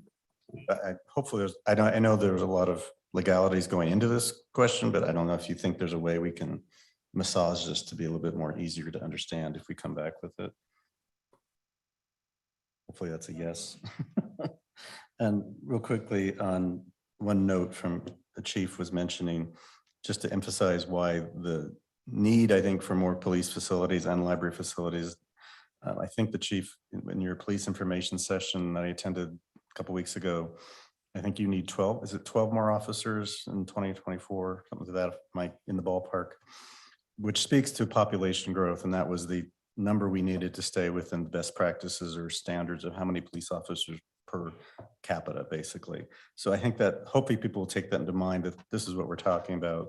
We have to add more police to maintain the current level of protection, to maintain the type of good service we get from police. And unfortunately, we have to find a way to cover those costs. And to the recommendation, I'll agree with it. It's not the right time, but hopefully we can come back in 24.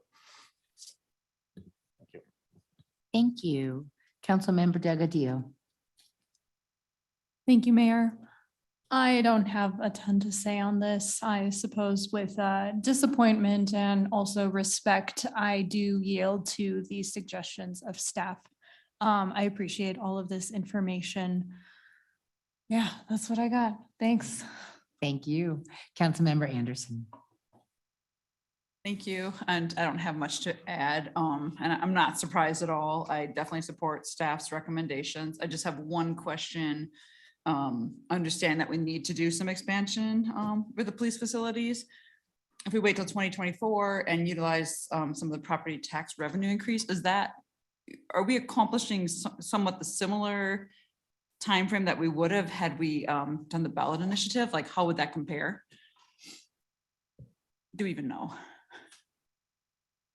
The increase that we will realize from the assessed valuations going up will be, won't start until January 2025. Again, property tax runs in arrears. So this is the notice to folks that this is what it's going to now be assessed at.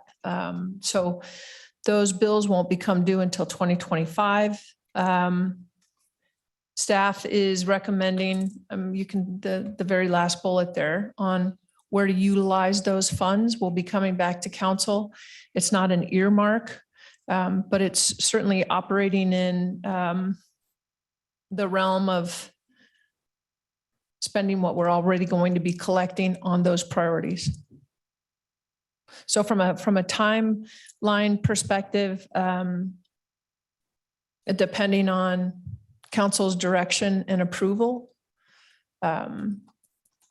It's much easier when we're the developer and it's our land and we're not relying on anybody else and we get the RFP. I mean, we can move fairly swiftly. And to Councilmember Cohen's question, adding any additional FTE to the I mean, they are literally on top of each other. So we need to do some pretty significant and swift modifications and adjustments for our folks in PD. Okay, and so my understanding is you'll come back to us with a further discussion in a few months or some. It'll be, yes, so the recommendations will be part of the 2024 budget. Okay, thank you. And I do support staff's recommendations. Thank you. Thank you. And we'll go to Councilmember Ward for second round, quick comment. I actually had a quick question that came up. This is in regards to the survey. We didn't try and determine renter versus ownership from when these people were asked.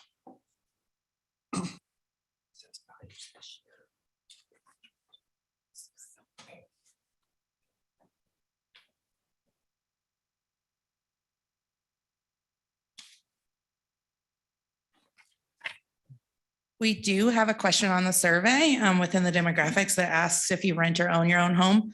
Of the respondents that took the survey, 84% owned their home, 9% rented, 2% said other, and 5% said prefer not to say. We do have that owner renter breakout within the crosstabs. So you can see that for each of the specific questions, especially the ballot measure questions. I don't have those numbers off the top of my head, but we do have that within the crosstabs that I can look up if you need me to. Okay, I must have missed that in the data that was provided to. Oh, There's that's a okay. lot of data to It's go a lot. through. It's a lot, definitely a lot. And then I think, so the last question comment I have is with regards to the community survey. I think it is very telling that we as a council need to do a better job of communicating to our residents. Not just staff, but when we're up here saying we need to do better, we as a body also need to do better. Thank you. That's why you have a Ward 2 Town Hall coming up. Community engagement.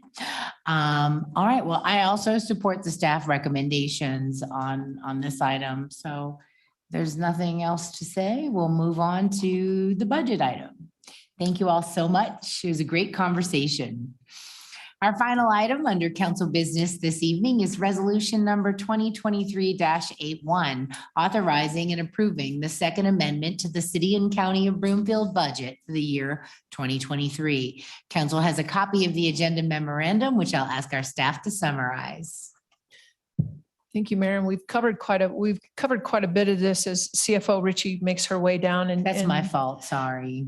No, I jumped into budget. No, I think I jumped into budget. We both did. I did, and thank you, Brenda. She had sent Mr. Davis a note that the tax assessment is 2023 and the bills will come in 2024, Councilmember Anderson. So it's not 2025.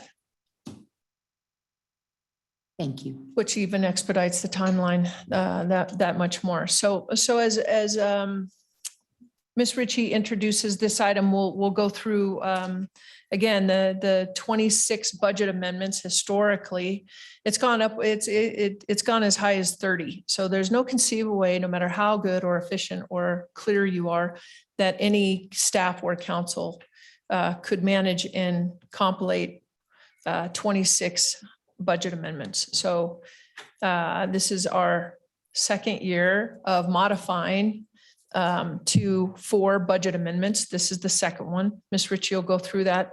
And then again, we'll continue to talk about the fiscal sustainability and resilience. And we're also going to talk a little bit about it's not just on the revenue side. When you say more residents are moving in, development is expensive. And so when we're looking at shoring up public works, we've increased from 144 miles of pavement to 286 miles of pavement. That is a huge, almost doubling. Pavement costs for those folks that are asking specifically, Councilmember Ward, about what specifically those increases are. Pavement preservation costs are up almost 70%. Our budget increase last year for pavement preservation was 7%. So you're going to see some, again, it's driving that infrastructure and asset management. Clearly, every time we say yes to a development, it's more paved roads. It's more services and amenities, not just from BCC or the library or PDRC, but fundamentally on our infrastructure, it's a huge lift. Our water reuse distribution system is now it's increased 70%. Stormwater collection system, the costs have increased 132%. So again, the asset management is not only a sound thing to do, but the decisions to say, yes, more population is really driving what these budget amendments will look like as we move forward. Ms. Ritchie. Thank you, Manager Hoffman. Good evening, no longer Mayor Pro Tem. Members of Council, Brenda Ritchie, Chief Financial Officer, here this evening to really extend the conversation that's really been happening this evening in regards to the budget. So before Council this evening is the second amendment to the budget that was adopted back in October of last year. Next slide, Curtis. Thank you. So just as a reminder for the community, council approves the budget and our fiscal year begins with the calendar year. So on January 1st and it ends with December. Budget amendments happen throughout the year in order for various reasons to adjust the budget. So there might be better revenue projections to give us trend analysis to hone in. There might be project additions, modifications, or adjustments that reflect those actual trends. This evening, we're going to briefly review the budget process, the timeline, as well as some of the continuous improvement processes that we talked about at the Council Focus Session. We've been implementing over the last couple of years just to enhance an iteration and an evolution of again, continually improving what we do with our budget process and that engagement with the community to align with what we heard earlier just right now with the community survey, the community's #1 goal, and tying that back to fiscal sustainability and resiliency. We will go over just a few highlights within the operating grants and capital budgets related to specific to the Second Amendment, and then we'll wrap up with a quick summary. Next slide, please. So here, as Manager Hoffman mentioned, wanted to just kind of culminate the budget process through a timeline. And what this is intended to do is really twofold, because again, fundamentally what was discussed is the aspect of a budget. It's a planning tool and really a dynamic document, which is why we come forward. We know that when we put the plan in place, it's based on data analysis done months in advance. So therefore, we're not going to get it perfect and we don't have that magic 8-ball. So it's really intentional when we come back and ask council to amend the budget to really reflect what's happening either with the economy or with the costs that we're seeing that are rising. So here, what this demonstrates is really those commitment to the operations and development to highlight while we're currently working on in the current fiscal year and evolving that budget, we're also concurrently working on our next year budget based on those projections and trends. So you can see that alignment doesn't really match up. So that's one of the reasons what dictates a budget amendment. Next slide, please. This is another fundamental slide that we pulled from the council focus session back in March to highlight our foundation of the allocation of what our budget is really going towards. It's trying to create that culture of accountability and intentional focus on the service delivery as it relates to our revenues and expenditures. The foundation of Broomfield's budget is really not to provide only the quality of those services, but continue, as we've mentioned, the investment in our existing infrastructure, taking care of what we have. That's fundamentally what we need to be doing. So in order to do that, you see, we've developed this pyramid structure. That's because the triangle is one of the strongest shapes and your base is the strongest point of a triangle. So foundationally, what you see here is our base budget. That's going to be your allocation intended to help illustrate that first tier in green, the fundamentals, your basics of what it takes to maintain and operate what we've heard throughout the evening, current service levels. And it also, what it takes to do that is a majority of our resources. So a big portion of our budget can be seen as our personnel. So that's our greatest resource is our staff. So our salary is as part of that. We also have our debt obligations that are part of that. Continued operations to continue paying the bills is our foundational basis. So a large portion of our budget should be on that basis. That next tier that you see there in blue are your required increases. So as we move up, there's going to be a certain level of funding that needs to be supported through whether it's mandates, critical need obligations, those categories that we will deep dive into a little bit in the next slide, but or those that are out of our control. So in practice, a large portion of that budget is still needed to run, but we see those cost increases. And then that top tier is the policy decisions for new expanded programs and services. Really, that's the smallest portion of our budget should be related to those one-time dollars.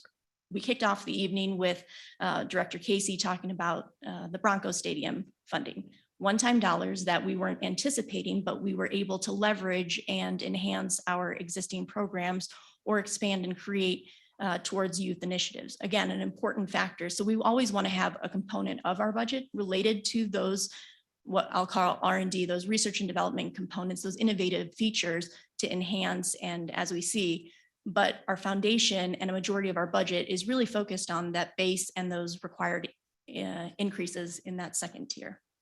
Next slide, please. So here we kind of take a deeper dive into those mandates, critical needs, and the obligations. And so just kind of restructuring, staff is taking the opportunity to take that framework and really look through a lens of how we prioritize our budget. And so again, mandates just from a high level are going to be your regulatory requirements. So there's a lot of talk about water quality standards, and rightfully so. We want to be able to ensure, I mean, the federal regulations that come down to ensure that we're providing safe, reliable drinking water. It is critical for our residents. To do anything less would be subpar. Not only that, we put our community at risk. We also face potential violations from that could outweigh any costs that we would use to invest in the system. So that's related to our mandates and things that we must do. Our other element is our critical needs. So these are essential to fund in order to continue operations. A great example is most recently the Mid-City Sewer. There was an issue with the sewer line in the Mid-Cities project where we're going to have to, part of this amendment includes a $1.6 million increase. It wasn't anticipated. However, it was deemed a critical need. It was an emergency because the potential of that breaking, if it was not addressed, would cause a sewer overflow. Nobody wants that. So it's making those thoughtful strategic decisions to be able to say, this is where we're spending our dollars. And then we have our obligations. So we have, whether it's the district attorneys for Adams County, those services related to that, or Denver water contracts. We know we need to invest. We have those obligations. It's required. We want to make sure that we continue to meet those obligations. So that's the other foundational lens in which we look at, and we're trying to, again, continue that framework of fiscal sustainability and resiliency. And I will say that part of that leads to Broomfield was upgraded in all of our categories for our debt levels by Moody's as a AA1 bond rating, which was one of the highest ratings you can get in a community. And what that is allows the leverage. It tells us we're paying our bills on time. We're at a low risk. We're a good community to lend to because they know we'll repay the fund. Same thing in your household. If you have the higher your credit score, right, the ability to lower your potential payments on those bonding issue. I'm sorry, if you were to get a loan or wanted to make a major purchase and you didn't have the funds, you would be able to do so. Not saying that we are, but given the right economic conditions, if the opportunity presented itself to refinance existing debt, we would be Broomfield would be in a great position to do so. Next slide, please. And that ties us back to just based on this approach that we kind of been hitting on to really incorporate looking through that lens, that we've also added that socioeconomic equity, public benefit, quality of life impact. So really all of the requests that came through finance. And I will say a big shout out to all of our departments. And I mean, it's a tremendous work to do, and our budget team, phenomenal work. I mean, to go through and vet, over 200 requests and try to determine what's worthy and what's valuable of presenting and coming forward with a balanced budget to council to say, this is where the highest and best use of our dollars goes. It's a lot of work. So credit goes to the entire organization for taking that approach and really building that into the fabric of what we're doing and how we're moving forward with our budget. And so it helps provide that certain, again, current level of service and to be able to move forward and help to build that confidence for the community as well that we are doing and trying to manage with what we have. So next slide, please. This is just a quick note to say that we're continuing that practice. So these are the results of that financial planning. It's nothing new. We're just enhancing and kind of taking that to the next step for, if you will, in how we're doing our finances. We had a great solid legacy of everyone before us in terms of the budget and accounting. And this year we just received it's the 34th year in a row that we've received a recognition from the Government Finance Officers Association in relation to our accounting staff doing their financial statements. Coming in the middle of July, you will hear from our auditors, Reuben Brown. They are selected by council to do an independent audit of our financials. And so that will help give that confidence and transparency in terms of what we're doing. But again, we're continuing that same practice in the same regard related to our budget. Again, 30 years going. So we've continued that tradition. We're just making those enhancements to continue that level of excellence as we continue with the community goal. Next slide, please. So diving into the Second Amendment in terms of the highlight, wanted to touch on a few things on the revenue side as well as expenditures. Some key areas is really sales tax and property tax growth for this fiscal year and what we've adjusted in the budget and what you'll see in this amendment this evening. So in sales tax growth, again, so we collect sales tax and it's a month in arrears. So by the time we do projections and the amount of data that we have in order to build the 2023 budget, so it's delivered and presented for adoption in October, we've only got typically 4 to 5 months at best of actual data, and we're relying on historical data. So we don't know what's going to happen. So based on what we saw a high number, a couple of things are, first of all, our ending fund balance for what we projected to end 2022, what has come is actually much higher than what we anticipated. And then at the end of 2022, in December, specifically related to sales tax, we saw a large increase related to electronics, apparel, and then food and dining. So there was a significant increase from the past several years in those areas that we didn't anticipate to happen. And that was a large significant contributor to that 4.2 million that you see in sales tax. In terms of the property tax growth, so just as a reminder, the 23 property tax collections are based on your 2022 assessment. So it's that 2022 property bill payable and collected in 2023. So every year we have a small percentage of uncollectible property tax. For one reason or another, there's a small percentage of uncollected property tax. So based on that, looking at this year when the actuals came in, because we do have the actual data on the property tax, we noticed that those uncollectibles were decreased. So really that's what is contributing to your property tax growth there. So more people or companies mortgage companies were paying their property tax bills. And then in terms of the water enterprise, this is a fundamental, I think, as we move forward in our budget conversations, as we talk about the drought, as we talk about conservation efforts. One of the key elements to note here is that we did make an adjustment on the revenues, what was projected. The reason being is that we're not seeing the license fees come in based on this delayed construction. So therefore, we didn't think it was prudent to continue to project a higher revenue associated with those until we start to see that activity to pick up. The other element related to the enterprise funds is we've had a record amount of rainfall. So not a lot of people are really using as much as they hadn't, we had projected and anticipated. And there's a push for conservation, all good things, but that needs to come in balance with then on the flip side, your expenditure adjustments, right? So we still need to maintain, and as Manager Hoffman alluded to earlier, our enterprise versus our general fund, two different systems. Our enterprise has to run like a business. It needs to be self-sustaining and supporting. So therefore, we need to have if our expenditures and our cost of maintenance for the water system is increasing, we need to be able to adjust the rates and service charges. So to Councilmember Ward's point as well earlier, we will be bringing those projections forward in a future study session to kind of discuss where it is. And there's going to be some difficult decisions to be made as far as rates and fees, user charges in order to accommodate for that. If we need to fund certain requirements related to projects for mandates or other types of PFAS is a great example, that it's a significant cost to the system, we're going to have to be able to cover that cost.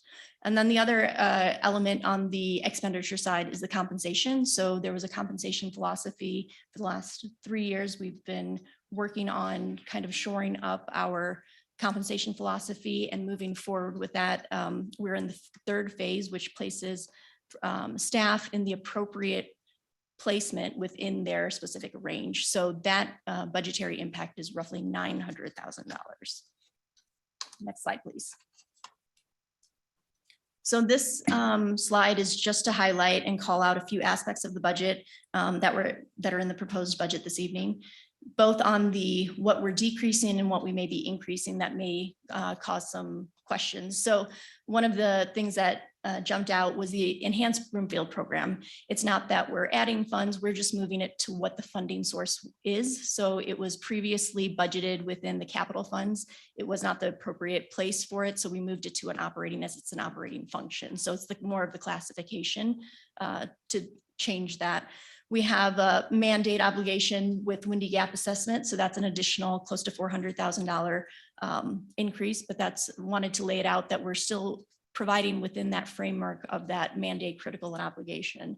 And then there were adjustments on our recreation program. So due to lower staffing levels, we were not able to do, so we had to reduce the swim classes.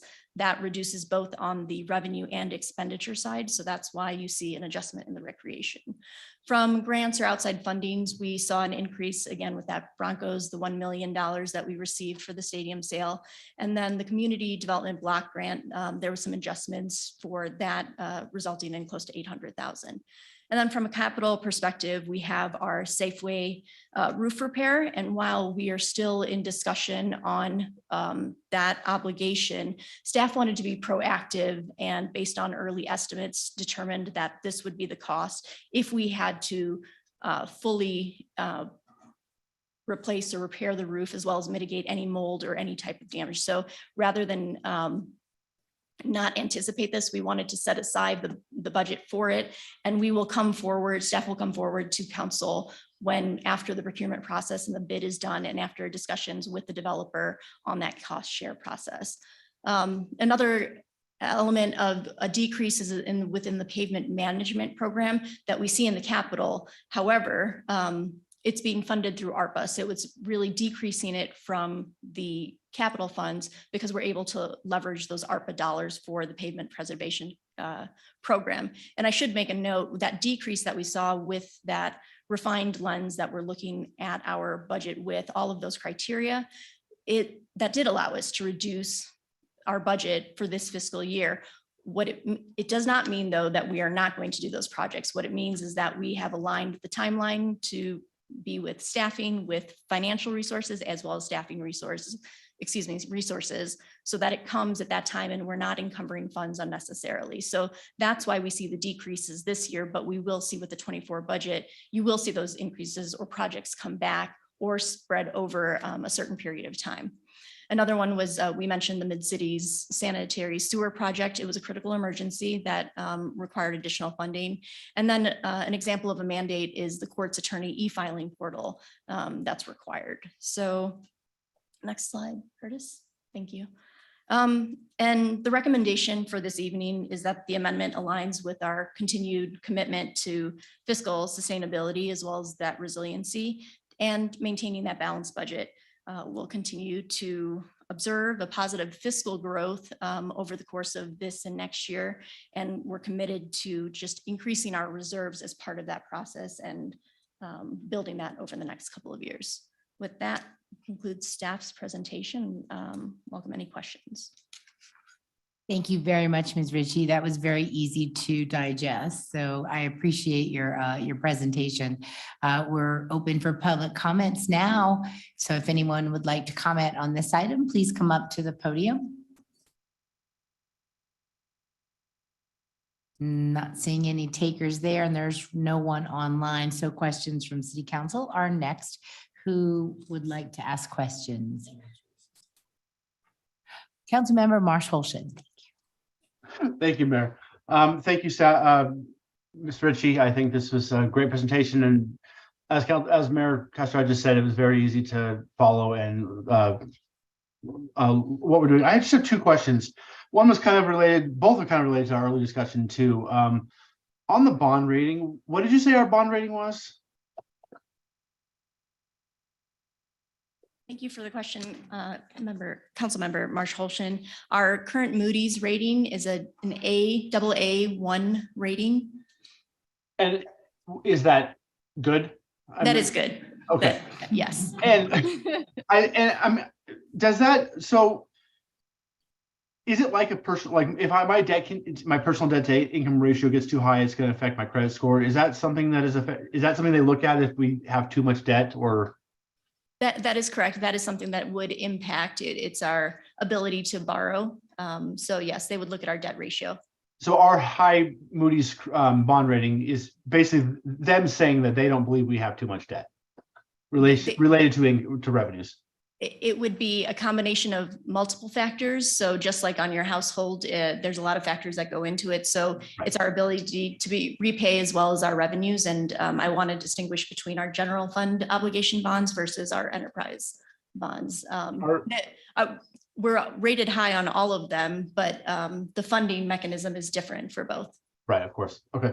And then I had one other question related to the, Manager Hoffman mentioned earlier the dramatic increase of costs. We hear, inflation is up. But inflation for us, for consumer inflation, is based on the CPI. And we all know that that doesn't reflect very well on municipal, what we spend on. Is there a metrics that governments use that's like the CPI, but not the CPI, to judge the inflation rate for governmental costs?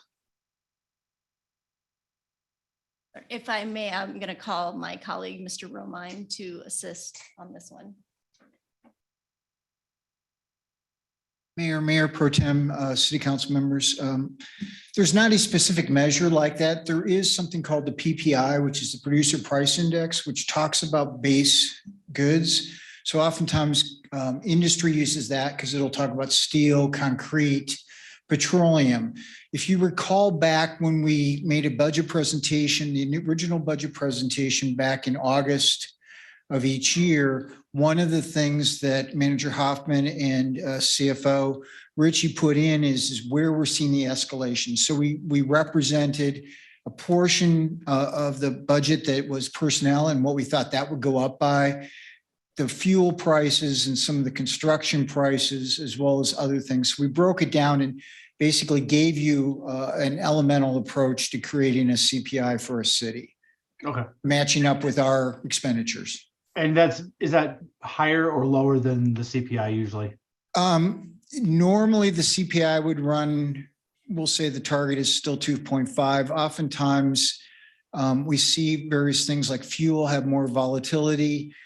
So it can be a little bit higher. Labor, as Manager Hoffman pointed out in some of her earlier remarks, and Ms. Ritchie, when she was talking about it, Wage levels tend to rise faster, as does insurance and some of the other compensation. So we see labor go up faster across the board, not just within municipal employment.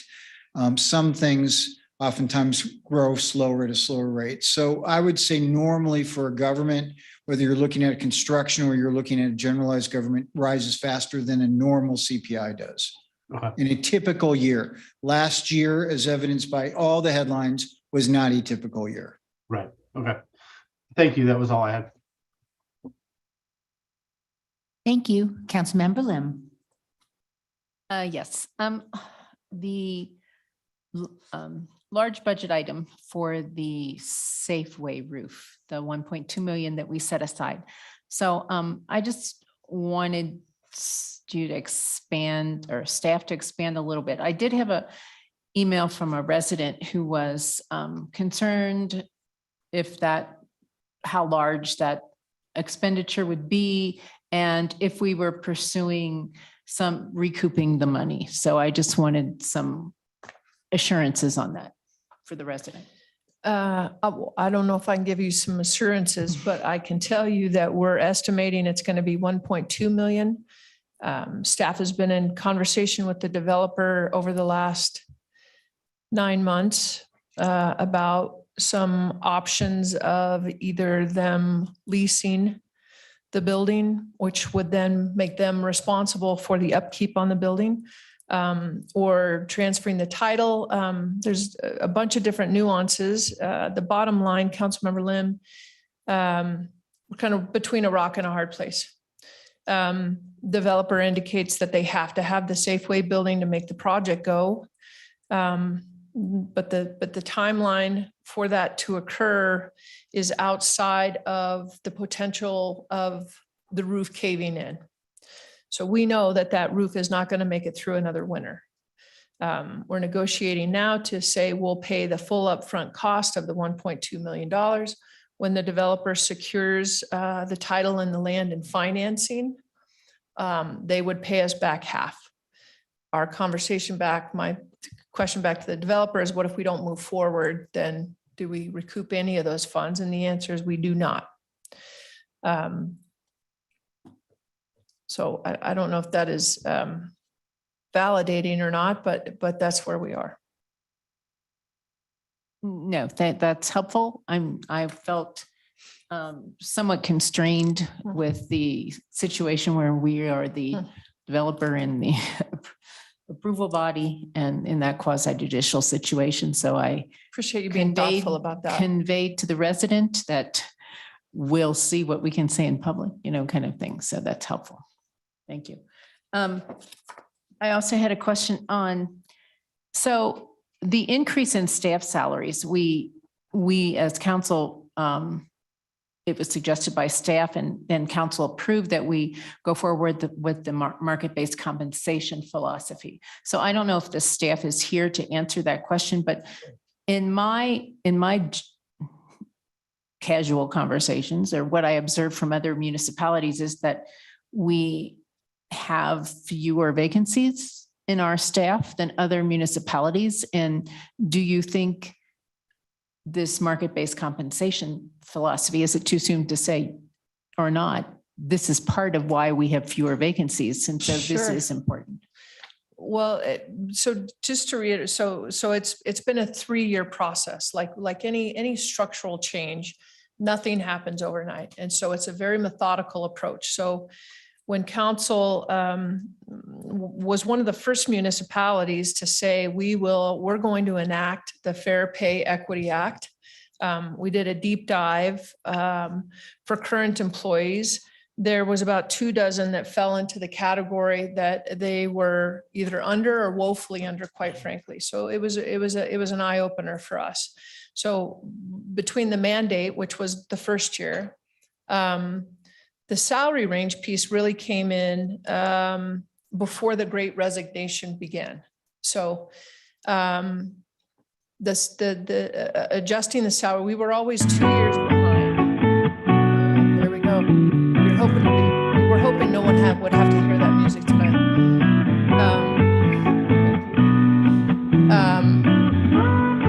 So the salary, again, it was delayed about 2 years. So we were always trying to catch up.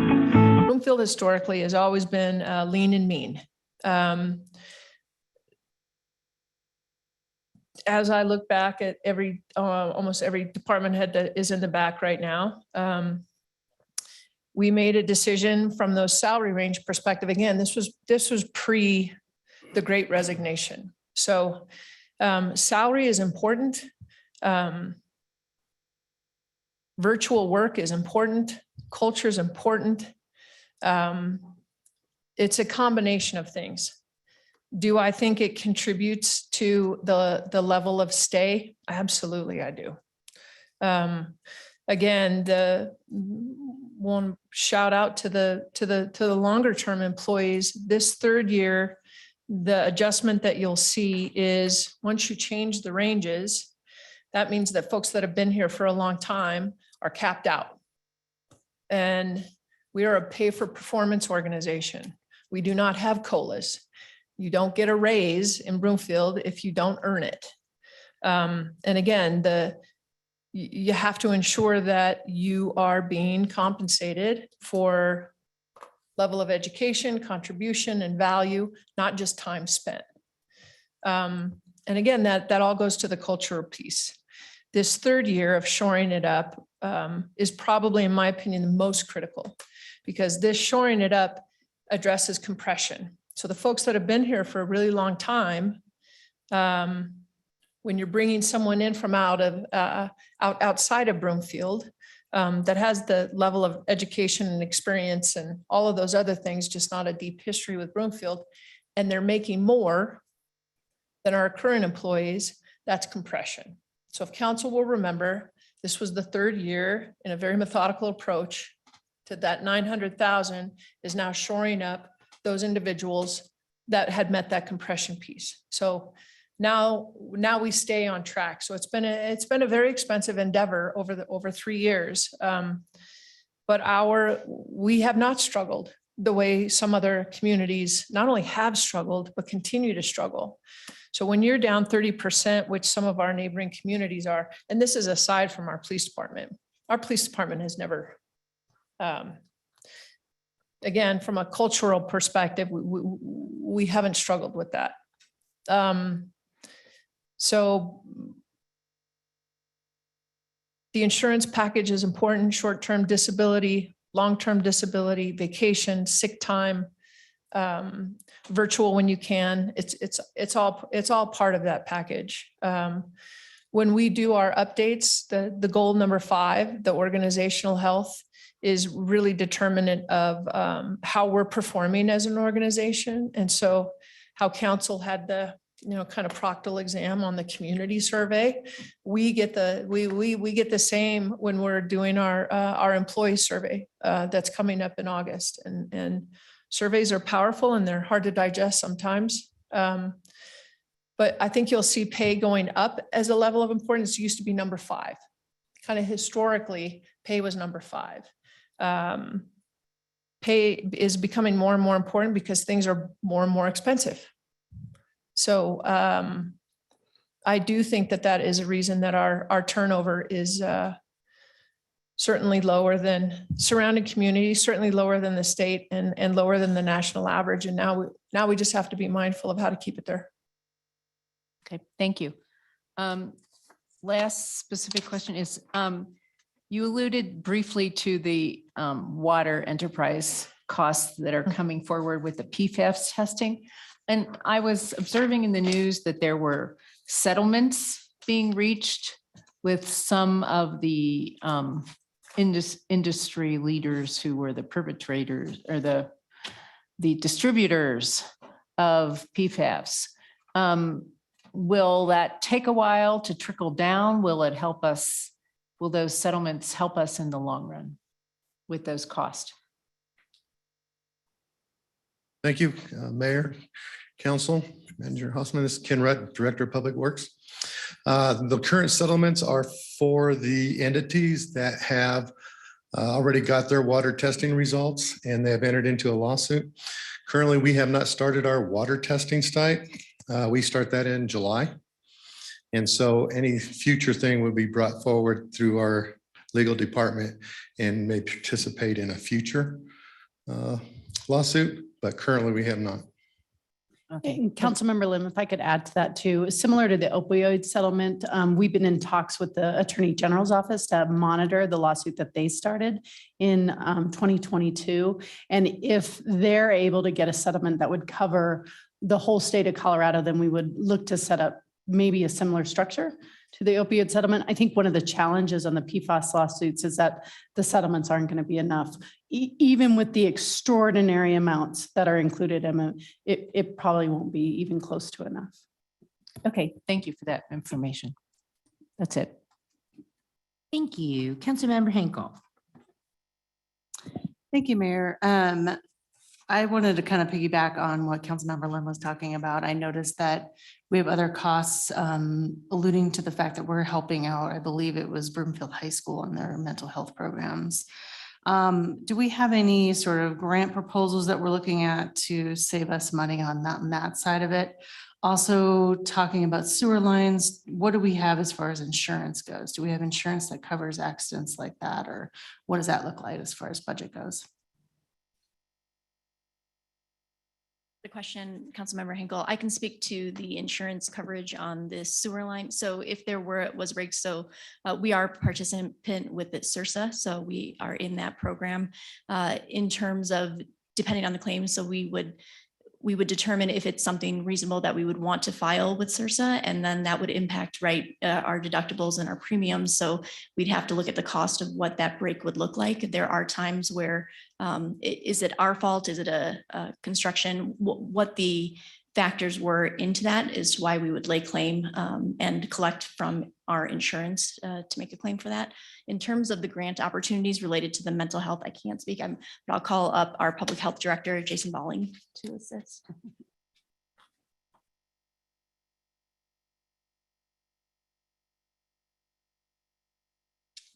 Jason Balling, Public Health Director, as Brenda Ritchie said. Specific to your question, Councilmember Hinkle, we're covering the costs for that prevention interventionist at Broomfield High School through our opioid settlement dollars, excuse me, along with our retail marijuana funds that have been coming in. And as you'll recall, council directed us to have those retail marijuana funds go to mental health services. So it's in alignment with that. So no new costs, it's all covered through existing revenue. Okay, perfect. Thank you. Would grant proposals, perhaps Ms. Ritchie, I don't know if you could answer this, would grant proposals be entertained for things that we're looking at here? Thank you for the question. We always look at if there are additional opportunities to leverage outside funding, and we weigh the risks of what the commitment to from the organization would be, because as we all know, the grant dollars are not just free money. So we want to make sure that we're not creating a new program with those grant dollars, or that we would have a mechanism to continue if it is a program that we would want to sustain. So there are different elements that we would have to look, but we do actively look at opportunities for outside funding awards that could help leverage and reduce the cost to our general fund or enterprise funds. Perfect. Thank you. That's it. All right. Thank you, Councilmember Ward. Thank you, Mayor. I just have one question, and that's in relation to the projects that were listed earlier in the presentation, as well as in the council packet, that we've transitioned necessarily from the CIP budget, but to other sources like open space or the Conservation Trust. Moving those projects over, does that change the timeline in which they will be implemented? It would be project specific depending on the timing. The reason for leveraging the available dollars in open space or the other funds that would be, whether it's service expansion fee funds, they were determined that they were eligible for those funds. So it alleviates the pressure on the general fund is the reason why we shifted that. The timing would come as part of that framework that we looked at in terms of, is now the right time to do that project? Do we have all of the resources to move forward with that from a staffing component as well as a fiscal component? So it would be on a case-by-case basis regarding the project and that timing. Okay, I was just really interested in the the packet said has one of the, from the Conservation Trust, one of the items is the Skystone irrigation infrastructure project. So I was just kind of curious. But I can ask that question, have you guys get back to me later. So Yes, thank I you. will look into it and get back to you. Thank you. Any other council member questions? I'm not seeing any. So thank you so much, Ms. Ritchie. We appreciate the update. And next is council's consideration of proposed resolution number 2023-81. Will the clerk please read proposed resolution number 2023-81 by title? 11D, resolution number 2023-81, authorizing and approving the second amendment to the City and County of Broomfield budget for the year 2023. Thank you. Is there a motion? Councilmember Ward? I move that resolution number 2023-081 be adopted. Thank you. Is there a second? Councilmember Henkel? Second. Thank you. Is there any discussion? All right. Will the clerk please call the roll? Hinkle, Yes. Lim, Yes. Marsh Holston, Yes. He's there. Can you hear me? Yes. You're muted. You're muted. Yeah, okay. Ward, Yes. Anderson, Yes. Cohen, Yes. Delgadillo. Yes. Thank you. That passes unanimously. The city and county attorney's report is next. Ms. Rogers, do you have a report?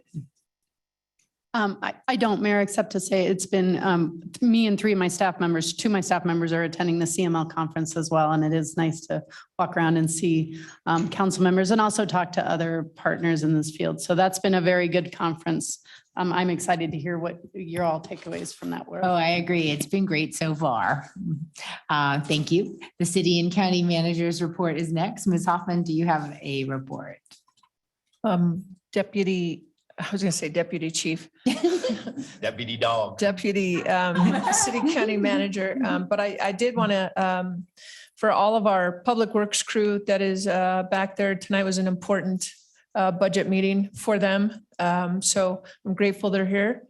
And thanks for all the hard work. Same with PD. And for our stellar budget team that has really been through a transformation to go on this journey. And business is not as usual. And so thank you. We appreciate you too. Now Dawn gets to do the fun stuff. Go ahead.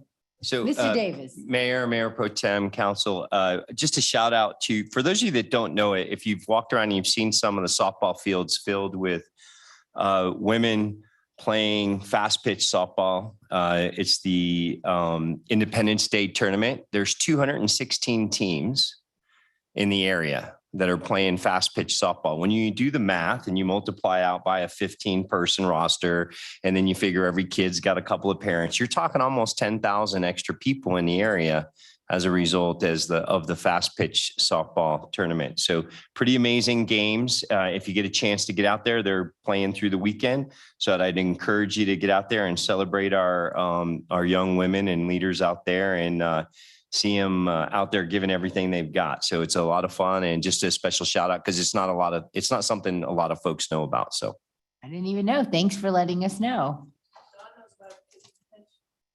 He went over there last night and pinched hit for 2 games and we were exchanging text messages at 10:30 or 11 o'clock last night when he had gotten home from his softball. So he had spent a softball day for him today. That's awesome. Well, thank you. Well, there is no legislative update or business before the Broomfield Urban Renewal Authority or the Arista Local Improvement District Board of Directors this evening. Additionally, there are no special reports or requests for future action, concluding the items on the agenda. Is there any other business to come before the council? Seeing none, the council meeting is adjourned. Thank you all.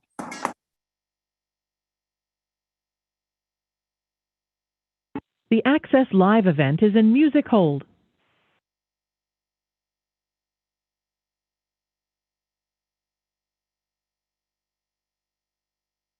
The Access Live event has ended. Thank you for calling. Goodbye.